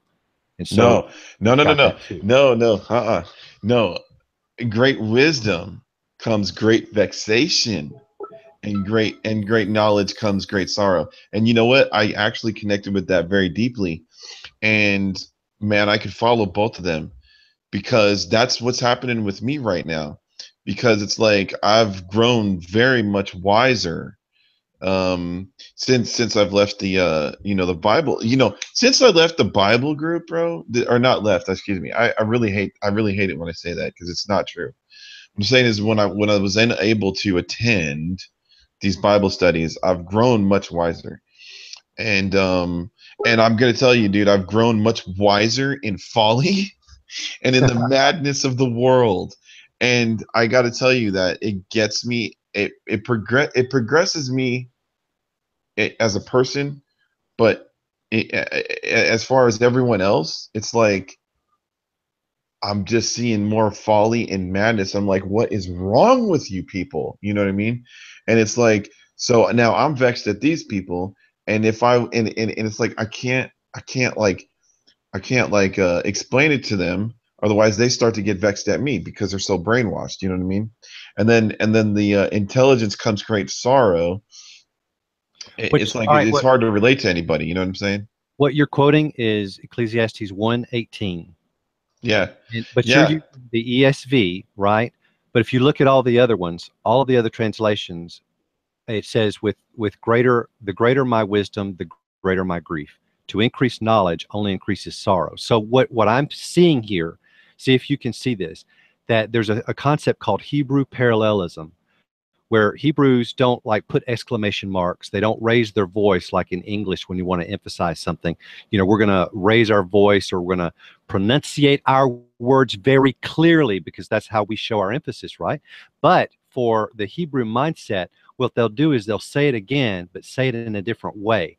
But if you see something back to back like that, that's similar, that I think it's showing emphasis. So if you look at other translations, you'll see both wisdom causes grief and knowledge causes grief. Yeah, I thought that was pretty cool. Yeah, the Hebrew parallelism, I think is really neat, because I think it correct me if I'm wrong, but it's actually a form of poetry. Yeah, it's a literal like form, and I think that is a very good tool, because you see what they're emphasizing. Because Yeah, we and don't have exclamation marks or anything like that, Yeah, I think honestly, I think that Europeans are unaware. Man, I know Europeans are unaware of how much the Hebrew mindset has affected their way of thinking. Right. Yeah, and I totally dig it. And it's like, it's kind of like it's really hard for me to explain, but it's like they'll kind of, the Hebrew parallelisms. Sorry, I'm messing that up, but no, you said it right. Yeah, it'll have like a line of sentences, a line of sentence, and then the next sentence will be pretty much the same line, but then there'll be two blanks, and then you kind of insert this word here and this one here, and then on the next sentence you put one that's slightly different here and one that is slightly different there. So it's like it's putting emphasis on the same meaning, but then it's covering more ground. Right. Yeah. I like that. I do. I see it in the New Testament also, actually, not just in the Old Testament, not just in wisdom literature, but I'm seeing it all over the Bible. So it was a common way of them expressing themselves. There was something I saw in Ecclesiastes that was a term that has been used, and I forgot exactly what it was, man. I wish I remember, but it's really cool, because every time I read a book of the Bible, I'll find a term that my grandmother used to use, or something like that. And pretty much anybody that's even my age will know these terms. But you know who's losing these terms are the kids, man, are like the teenagers and the preteens, because we don't talk to each other anymore. Our culture has been deconstructed so much, by internet culture, that internet culture is now the American culture. And a lot of the Hebrew mindset is, basically, I guess, getting kind of weeded out. I would say that the most frequent term in the book of Ecclesiastes is the word vanity, but vanity back in the 16th century doesn't mean like what it means today. Vanity means like staring in front of a mirror, because you're just worried about your appearance. But really, vanity meant no substance. That's what vanity really meant. And so when you really look at the word and do a word study of vanity, you'll see it. It means like it's just surface. It's not in depth. It's not, there's nothing lasting or meaningful to it. I'm not sure if that was the term, but that I think is probably the most common term in the book of Ecclesiastes, because it's actually a poem or a decree of this, all that stuff you do is worthless. Yeah. Oh, okay. So here's the thing, man. And this is basically the standard that I've been living by for a little while. Okay, so I met my boss. You know what, Stacy? I don't know if you remember this, but have you ever heard of a group called SDS? And it'd be Students for a Democratic Society. No, I'm not familiar. Okay. So yeah, I know you don't watch TV, but have you heard of the group Antifa? The name sounds familiar, but I couldn't define it or anything. Okay. I don't know. Well, like there are these communist people that run around with like Molotov cocktails and light cars on fire in America, and and stuff like that. So, basically, I was listening to some videos about this stuff, and the SD and the Students for Democratic Society was kind of in the 70s, and then they kind of morphed, or maybe the 60s too, and then they morphed into what is now like Antifa, you know what I mean? And they're way more violent. Anyways, my boss was one of the people who would go across the country and debate with this group, the Students for Democratic Society. He would go to colleges, that's where this group came from the college, Students for Democratic Society. Sounds a lot like, George Soros's open society stuff, but anyways, I meet him on the job. He's my boss. And I have to say, I've never met somebody so like with such avarice, and avarice to my understanding means like, this violent, aggressive greed that, driven by this, aggressive greed. And it's not so much of a way that you would think like, he's like a taskmaster with a whip, it's just he really generally didn't like people, but he had a sort of some kind of redeeming, I don't even want to call it redeeming qualities. This guy was a real jerk. But you know what though, it's like his life was so empty. You know what he thought? Because we were working in an airplane, in an airport, and he said, man, I want to get one of those airplanes. And the airplanes cost anywhere from, cost about probably $80,000. I thought to myself, how miserable do you really have to be to think like that? Because $80,000 could do so much more for you than buying an airplane at the age of like 65. You know what I mean? And it's like at that age, I don't know, man. And then all you have to show for it is an airplane. I mean, that's a real miserable life. And I've always said this: if I die and I leave behind a $500,000 vehicle and a $2 million house, I would be ashamed of myself. Because if that's all I have to say that that's all that my life amounted to, then that's not a life that's worth living. I would say you're getting the gist of Ecclesiastes very clearly, because it even said, dedicating your life for social disorder and for fighting the wicked, even that itself is fruitless and pointless and meaningless. but it also does say, that we're to, minister to the widows and the orphans and things like that. You're supposed to do the best you can. But as far as going after the wicked in retribution and fighting them and fighting for some cause, that any of that is still futile. Wait, hold on. Say that one more time. Okay, yeah, just say that one more time. That the wicked are always going to be wicked.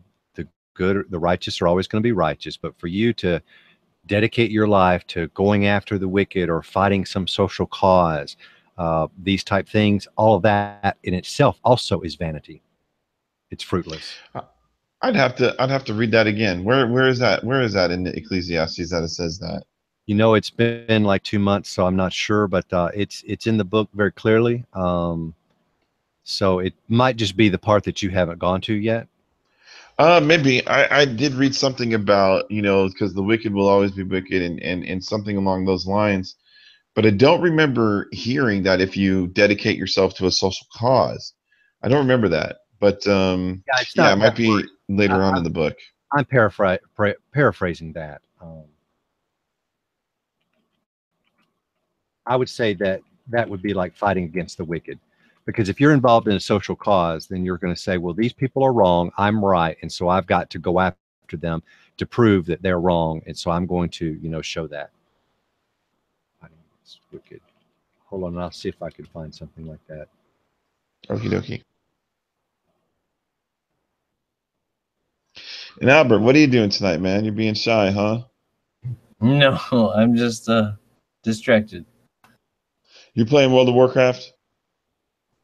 Not even close. Okay. There's another person here who's taking my attention. Daniel there? Yes.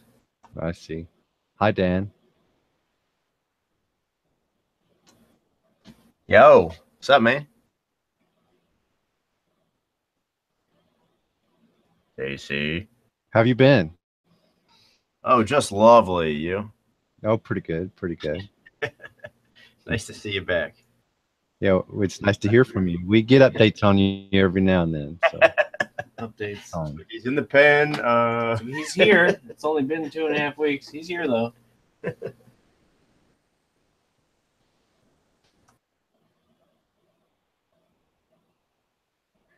Okay, Jason, one of those is 8:14, which you hadn't read yet.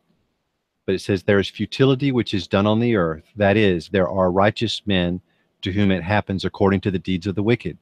On the other hand, there are evil men to whom it happens according to the deeds of the righteous. I say this too is futility. So that would be one of them. And then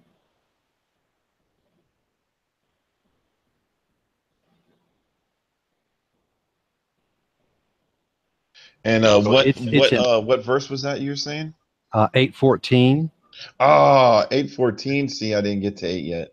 Yeah, so it's there, right? And so I noticed that on Bible Gateway, and I don't know if this was before, and I just didn't bother to check, but I can actually have different versions of the Bible right next to each other. That's pretty cool. All right, 14. Man cannot know God's way. There is a vanity that takes place on earth, that there are righteous people to whom it happens, according to the deeds of the wicked, and there are wicked people to whom it happens according to the deeds of the righteous. I said that this is also vanity. But what is happening to the righteous and the wicked, though? Okay, the people who are being righteous, the bad things that would be allotted for the wicked are happening to them. Okay. And the same thing, whereas the wicked are getting they're getting prosperity, and they're getting what would be allotted for the good person given to them. And so both of those cases. So if you want to get in there and try to correct it, he's basically saying all of that is vanity. I guess, but then it's like, well, what's the answer then? Because I mean, I guess, but that doesn't take it down to the personal level, right? That's more of a larger scale. Is that how to understand that? he's observing the larger scale, but then in reflecting, he's saying it's vanity. So in other words, like if my neighbor is getting harassed by local thugs, I mean, it wouldn't be vanity if I stepped in. no, because that would still be on an individual level. Yeah. But when you look at like social causes, that's on a wide bird's eye view of things, and you're getting caught up in that mentality. That would be, because that's very general at the beginning part where he's saying this, but then he says, I reflect on this and I see that it's vanity. But as far as the individual social causes, like ministering to the widows, helping the orphans, helping the poor, things like that, those are on an individual basis, because you've got other Bible scripture that says that. And if you say that would be vanity, if that also would be vanity, then you've got the Bible contradicting itself. So on an individual basis, the things you are supposed to do, but as far as looking at the overall, trends or something, which I would say would be like social causes, that even getting caught up in that would be vanity. And I know you might disagree with me on this, but I see still wisdom in Nietzsche, right? And he actually said that a man should be removed 200 years from his society so that you don't get caught up in something useless or pointless, and use your life up for something that was really meaningless to the greater overall aspect of things. I do appreciate you saying that. I would like to read a little bit more about Nietzsche, to be honest with you, because there's something curious about Nietzsche. Nietzsche seems to be the only, or at least the first Enlightenment thinker or logical thinker to separate himself completely from Abrahamic faith at all, altogether. And basically, a logical savage is something very, very interesting. So, yeah, I would have to look a little bit more into him. What I would say to that is the commentaries of Nietzsche, and not Nietzsche proper, which means reading his own words, because he would say things like this: God is dead, and that's all they focus on, right? But the very next words of that is, for we have killed him. So what is he meaning by that? I don't mean that he thinks literally that we have killed God, just flat out, but that the fact is what God truly stood for, what true Christianity meant, has been destroyed. See him, obviously he's in a very distraught, because he had some personal issues. He had what's called affliction, which that's actually what Job says, is that God speaks to us through our afflictions. And so in a sense, I don't look at someone and say, well, because, these commentaries say he was an atheist, therefore I can't believe anything he says. I believe there's wisdom in everything. And I'm not necessarily sure he truly was an atheist. He may have said he was an atheist, but I've not actually seen that. But he does mention that God is dead, which they like to focus on, but it says, for we have killed him. And he's going through the repercussions of our society, and how we're not holding to the true precepts of what Christianity was meant to be. Okay. So I was actually going to debate a guy on Nietzsche, and I didn't know anything about Nietzsche. I just knew a few things about him, and I knew that he was a horrible, evil person. And so I was going to debate this Satanist about Nietzsche, and so I said, okay, fine. I picked up a book, and it was not any book that anybody really. I don't know if you've even heard of this book, but it's called Antichrist. Have you ever heard of that book before? Is that one that he wrote?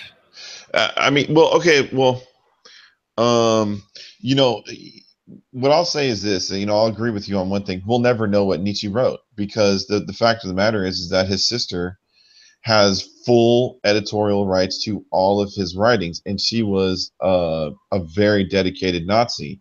That's later. That's later Nietzsche. Yeah. So no, this Antichrist book was one of the very last books that he wrote, supposedly. Right. So you really don't know with that part what's don't going know. on. But the Antichrist book is extremely anti-Christian. That's first of all. Second of all, if I understand correctly, his his what's it called? His description of the Ubermensch was in other words pretty anti-Christian as well. But not anti-Christian as in like you must be anti-Christian in order to be, a Hyperborean or whatever, Ubermensch. But the thing is that these Christian virtues of like mercy and things like that, or even generosity, really are complete and total weakness.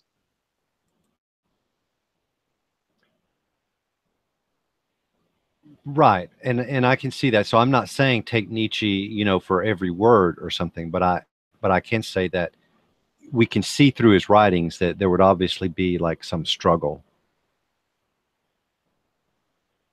And so I would say that, like for instance, he's actually repeating something that's in the book of Ecclesiastes, basically, that this is vanity. And so, and Ecclesiastes is very sobering and very sort of dark in tint and stuff. And so, like Nietzsche, he could very easily be like a writer of Ecclesiastes in some regard, whether or not he actually, realized that basically the fundamental amounts was just for, just believing in God and just going with what you have.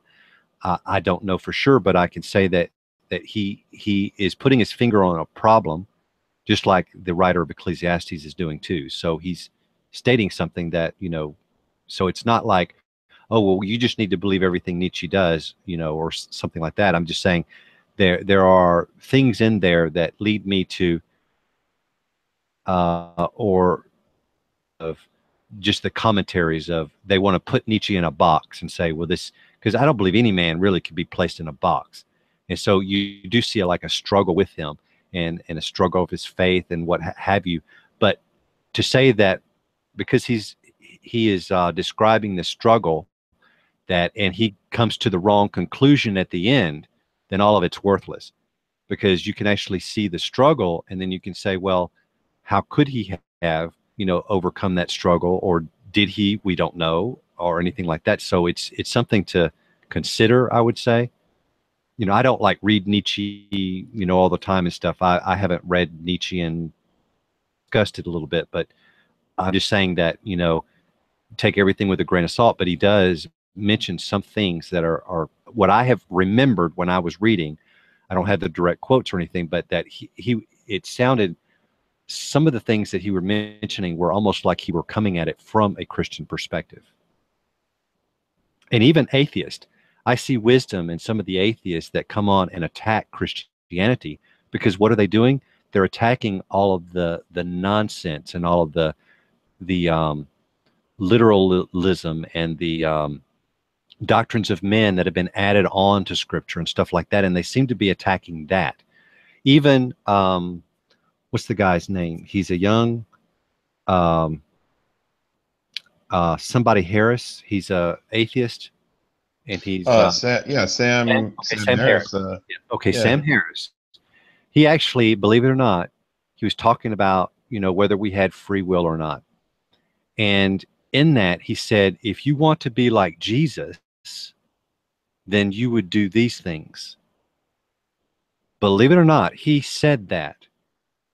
So it's not like pure vitriol coming from him like you would hear from someone else like Christopher Hitchens and stuff, who would, or that woman that she said, I would not even allow Jesus to lick my boots. Whatever woman that was, that she was murdered by another atheist or something. But she had like some atheist society or something back in the 70s or 80s or something. But let me see if I can find her name for you. But so it's not like that, or like some of the Jewish rabbis that you get that say, may his bones be ground to dust and stuff like that. But he actually said something like, if you want to be like Jesus, then you would consider these things.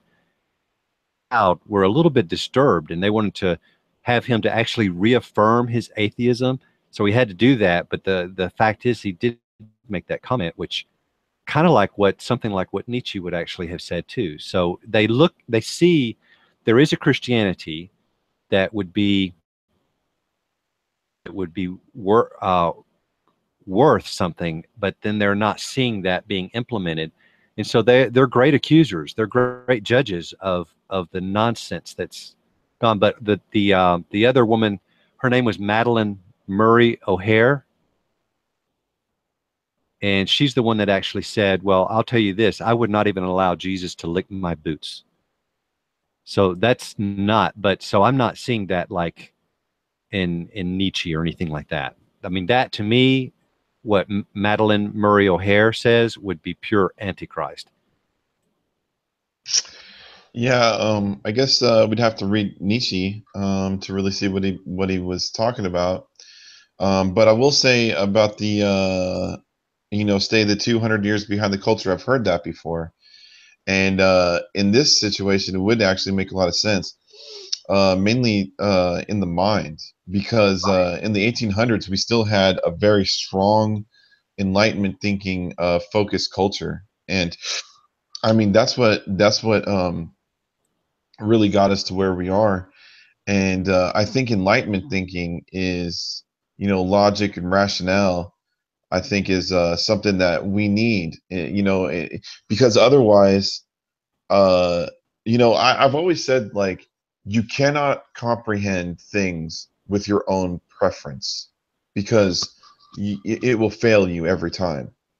So, we have to seek knowledge, right? We have to seek the truth with research and with compiled evidence and a scientific method, and that's how we approach knowledge. You know what I mean? Not just well, I feel it's kind of like this way, so that's what I'm sticking to.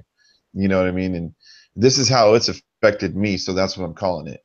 And that's what we're getting when we move away from the Enlightenment thinking process, from 200 years ago, like literally like 200 years ago. So yeah, I agree with that 100%. And that phrase actually did come from Nietzsche. That's where they got it from. So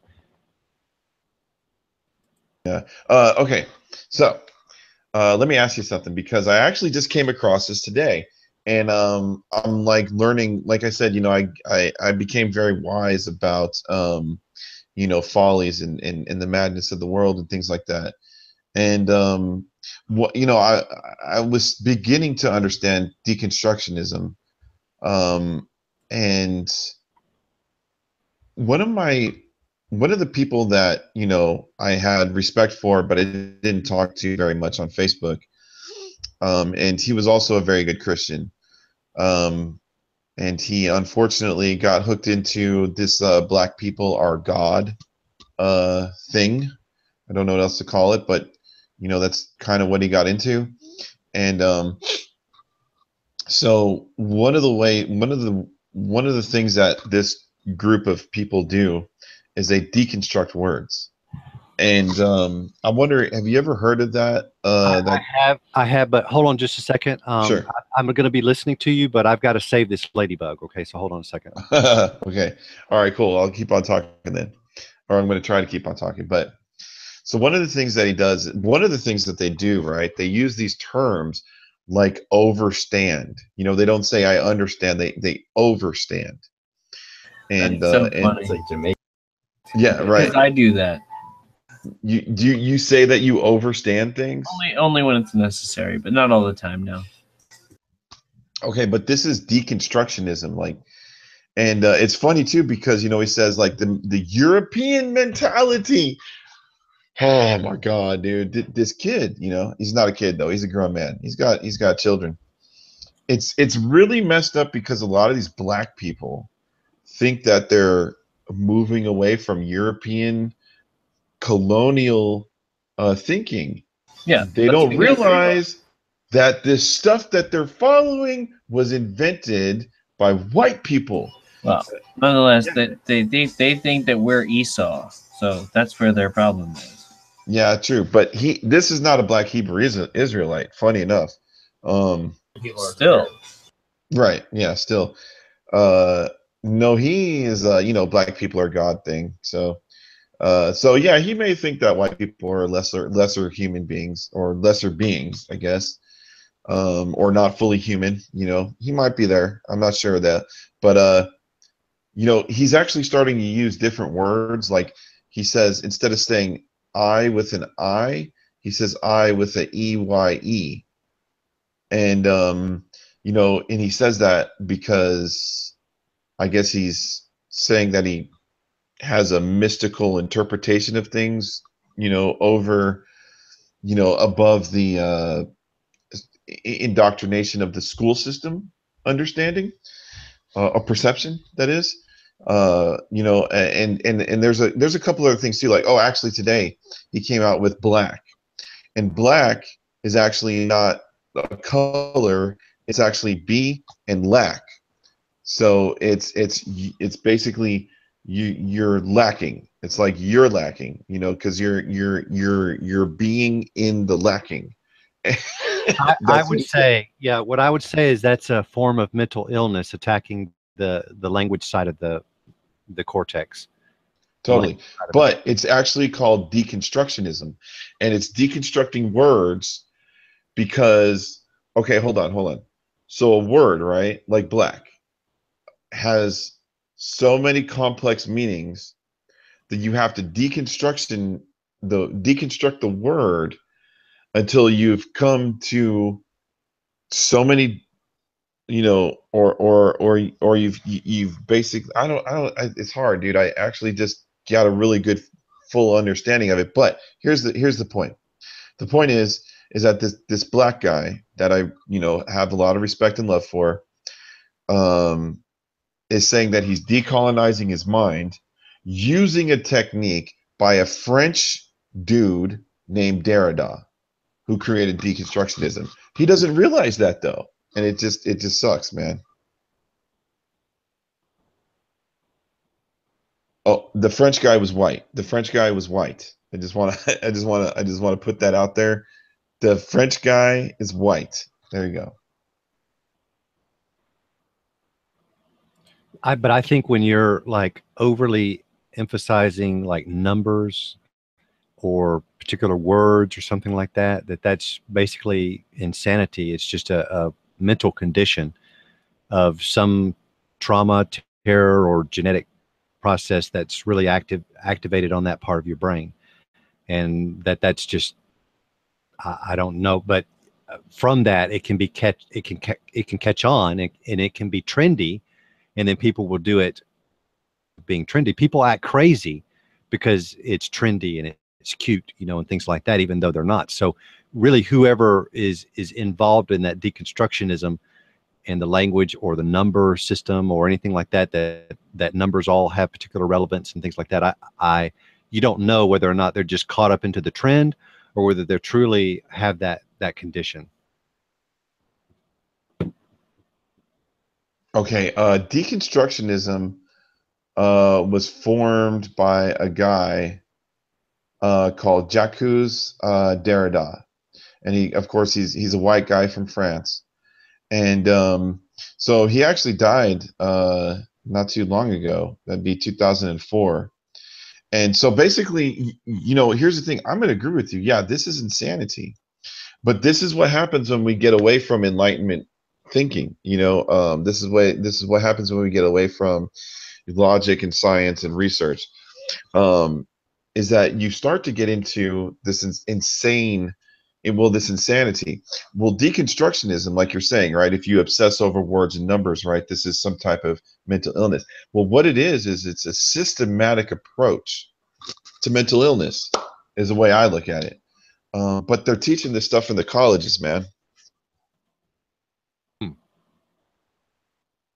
Yeah, dude. You know what? I mean, I'm just saying, bro. Like, I know a little bit about your background, and I don't know if you'd be interested in looking at it. But I learned a lot about propaganda, dude, and learned a lot about postmodernism, post-truth, deconstructionism, and the Frankfurt School, and basically how that is just killing us. It's killing our our European Judeo-Christian Enlightenment based society, and it's not sustainable. It's actually meant to deconstruct. Okay, so here's the other thing about deconstructionism, right? When you deconstruct words, in this way, in this systematic way, you're beginning to deconstruct the mind. And the thing is that language, like is very intertwined with the culture and with your emotions, with your thought process, right? So the more complex the language, the more complex your feelings and your thought processes, right? It's more intelligent. It promotes intelligence to have a complex language. Now, once you start to deconstruct these words, it's all about words, you know what I mean? And you start to obsess over it and you start to make different meanings to the words, then you are deconstructing your mind. So you're deconstructing logic, you're deconstructing science, you're deconstructing, years of research, and you now start to reject it. And that's just one part of it, man. And honestly, I'd have to say, I think this guy made all this stuff with a purpose, not just because he's crazy. Well, okay, I'm going to say that deconstructionism is a valuable asset. That everything comes from the Lord, right? So we had just read 1 Corinthians chapter 3, right? That you've got these things of foundation, and that the fire will either purify them. We had gold, we had silver, and we had precious stones, and then we also had wood, hay, and stubble. And so you've got some things that are flammable and some things that are not flammable but are purified by the fire. And it says that the fire will show your works. We got that. And then in Ecclesiastes 3, which should be like presently on your mind some, in Ecclesiastes 3, I see this Hebrew parallelism, in the whole chapter. It says there's an appointed time for everything, and there is a time for every event under the sun. Okay, right there you've got two sentences that are Hebrew parallelism. But then look at what it says next. It says a time to give birth and a time to die. And then you've got right next to it a time to plant and a time to uproot, a time to kill and a time to heal, a time to tear down and a time to build up.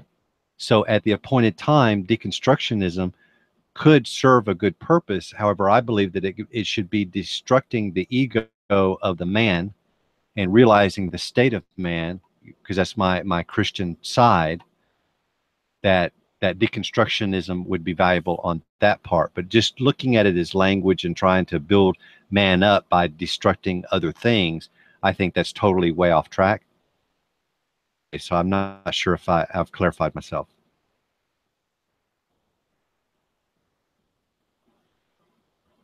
I can't hear you. You're muted. Sorry about that. I was just thinking this today. By knowing the root, then you'll know the fruit. And by knowing, by knowing, man, and then I had another one to follow up on that. It was actually really cool. But I followed like some of these instances where these people, and I think they're charlatans, but they'll give these classes and they'll talk about law and how the legal system uses these words to bind you and stuff. I believe that if you allow that concept to happen, you're just putting up idols in front of yourself. These things that are lifeless power over you in some form or fashion, just like an idol. So I think that's a modern form of idolatry. When you're focused on these languages, say, look, you've got to use the right language, because if you use their words, then they're binding you with that language. And this is how they're going to do it, because this means this and that means that. Well, I would say no, because I would say you could use the words, and the words that you would use, you have your own idea, your own concept, your own definition of that word. And that's how you're using it to communicate. Coming from the side of a linguist, that's how I see it. And so just because there's another definition that you've never heard of before in your life, that is somehow going to play a binding role on you, definition that word, no, I say that's modern day idolatry. It's just another means to an end. Deconstructionism, because it goes along with postmodernism and post-truth. It's yeah, all you know, just another tentacle on the same octopus. Right. It's whether or not you're looking at it microscopically, which I was doing, looking at the language aspect of it, or Yeah. macroscopically, where you're looking at it at the bird's eye view, looking at it as an overall philosophy. But either way, it's still the same thing. I think it's both setting up idols. It doesn't matter what philosophy you're choosing, or what, you know, how you're trying to define words and saying, look, you can't use these words. You know, that's saying, you know, there's something that can bind you. I just don't. I think that's idolatry, because that's the same way of the characteristics of these other gods and other demons from these other nations that Israel was always accused of.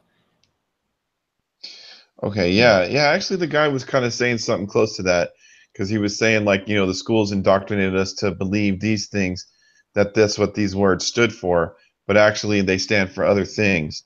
And then, you know, he goes on about saying, like, cursive, you're actually writing curses on a page, you know, basically making spells. So when you This think you're is, doing that, right? When you think you're doing that, guess what? You're practicing witchcraft. yeah. So I don't know. I guess he doesn't do that. I don't know. Oh, then he said it was really weird too. He said, like, but they took cursive out of the schools to allow the black man to regain his consciousness. That's what he said. No, I would say that they took cursiveness out of the school because, like, if you read my cursive writing, I don't even write in cursive. I can't even read my own cursive writing. And so, I I mean, write better in cursive than I do in script. yeah, I Or wish in I could, but I print everything basically, and there's a lot of other people that they also print, and now they're printing more now. But I was in the time when everybody else, all the students in the classroom, were all writing cursive, but I was writing print. I think cursive, they just think it's not worth the time anymore, because getting we're just going to a society where we're all going to be typing, and that's all we're going to do. Yeah, there's a lot of people, they don't even really know how to spell anymore because, you know, they just uh, rely on the computer to underline the word red so you can collect. And so you can correct it. I'm a horrible speller myself, but, you know, I do have a large vocabulary, but I couldn't spell them worth, you know, trying. Yeah. I don't know, man. So yeah, I don't know, bro, but maybe, you know, we'll get into all the follies of the world another day. You can go insane by studying the insanity of the world. And I Yeah, think I've known people to do that. it is It's a Latin phrase. There's two of them. I can't quote the Latin for you right now, but it's, if you stare into the abyss will stare back at you. And then also, hell invokes hell. So the more you talk about hell, the more you're bringing it up into your consciousness and your reality.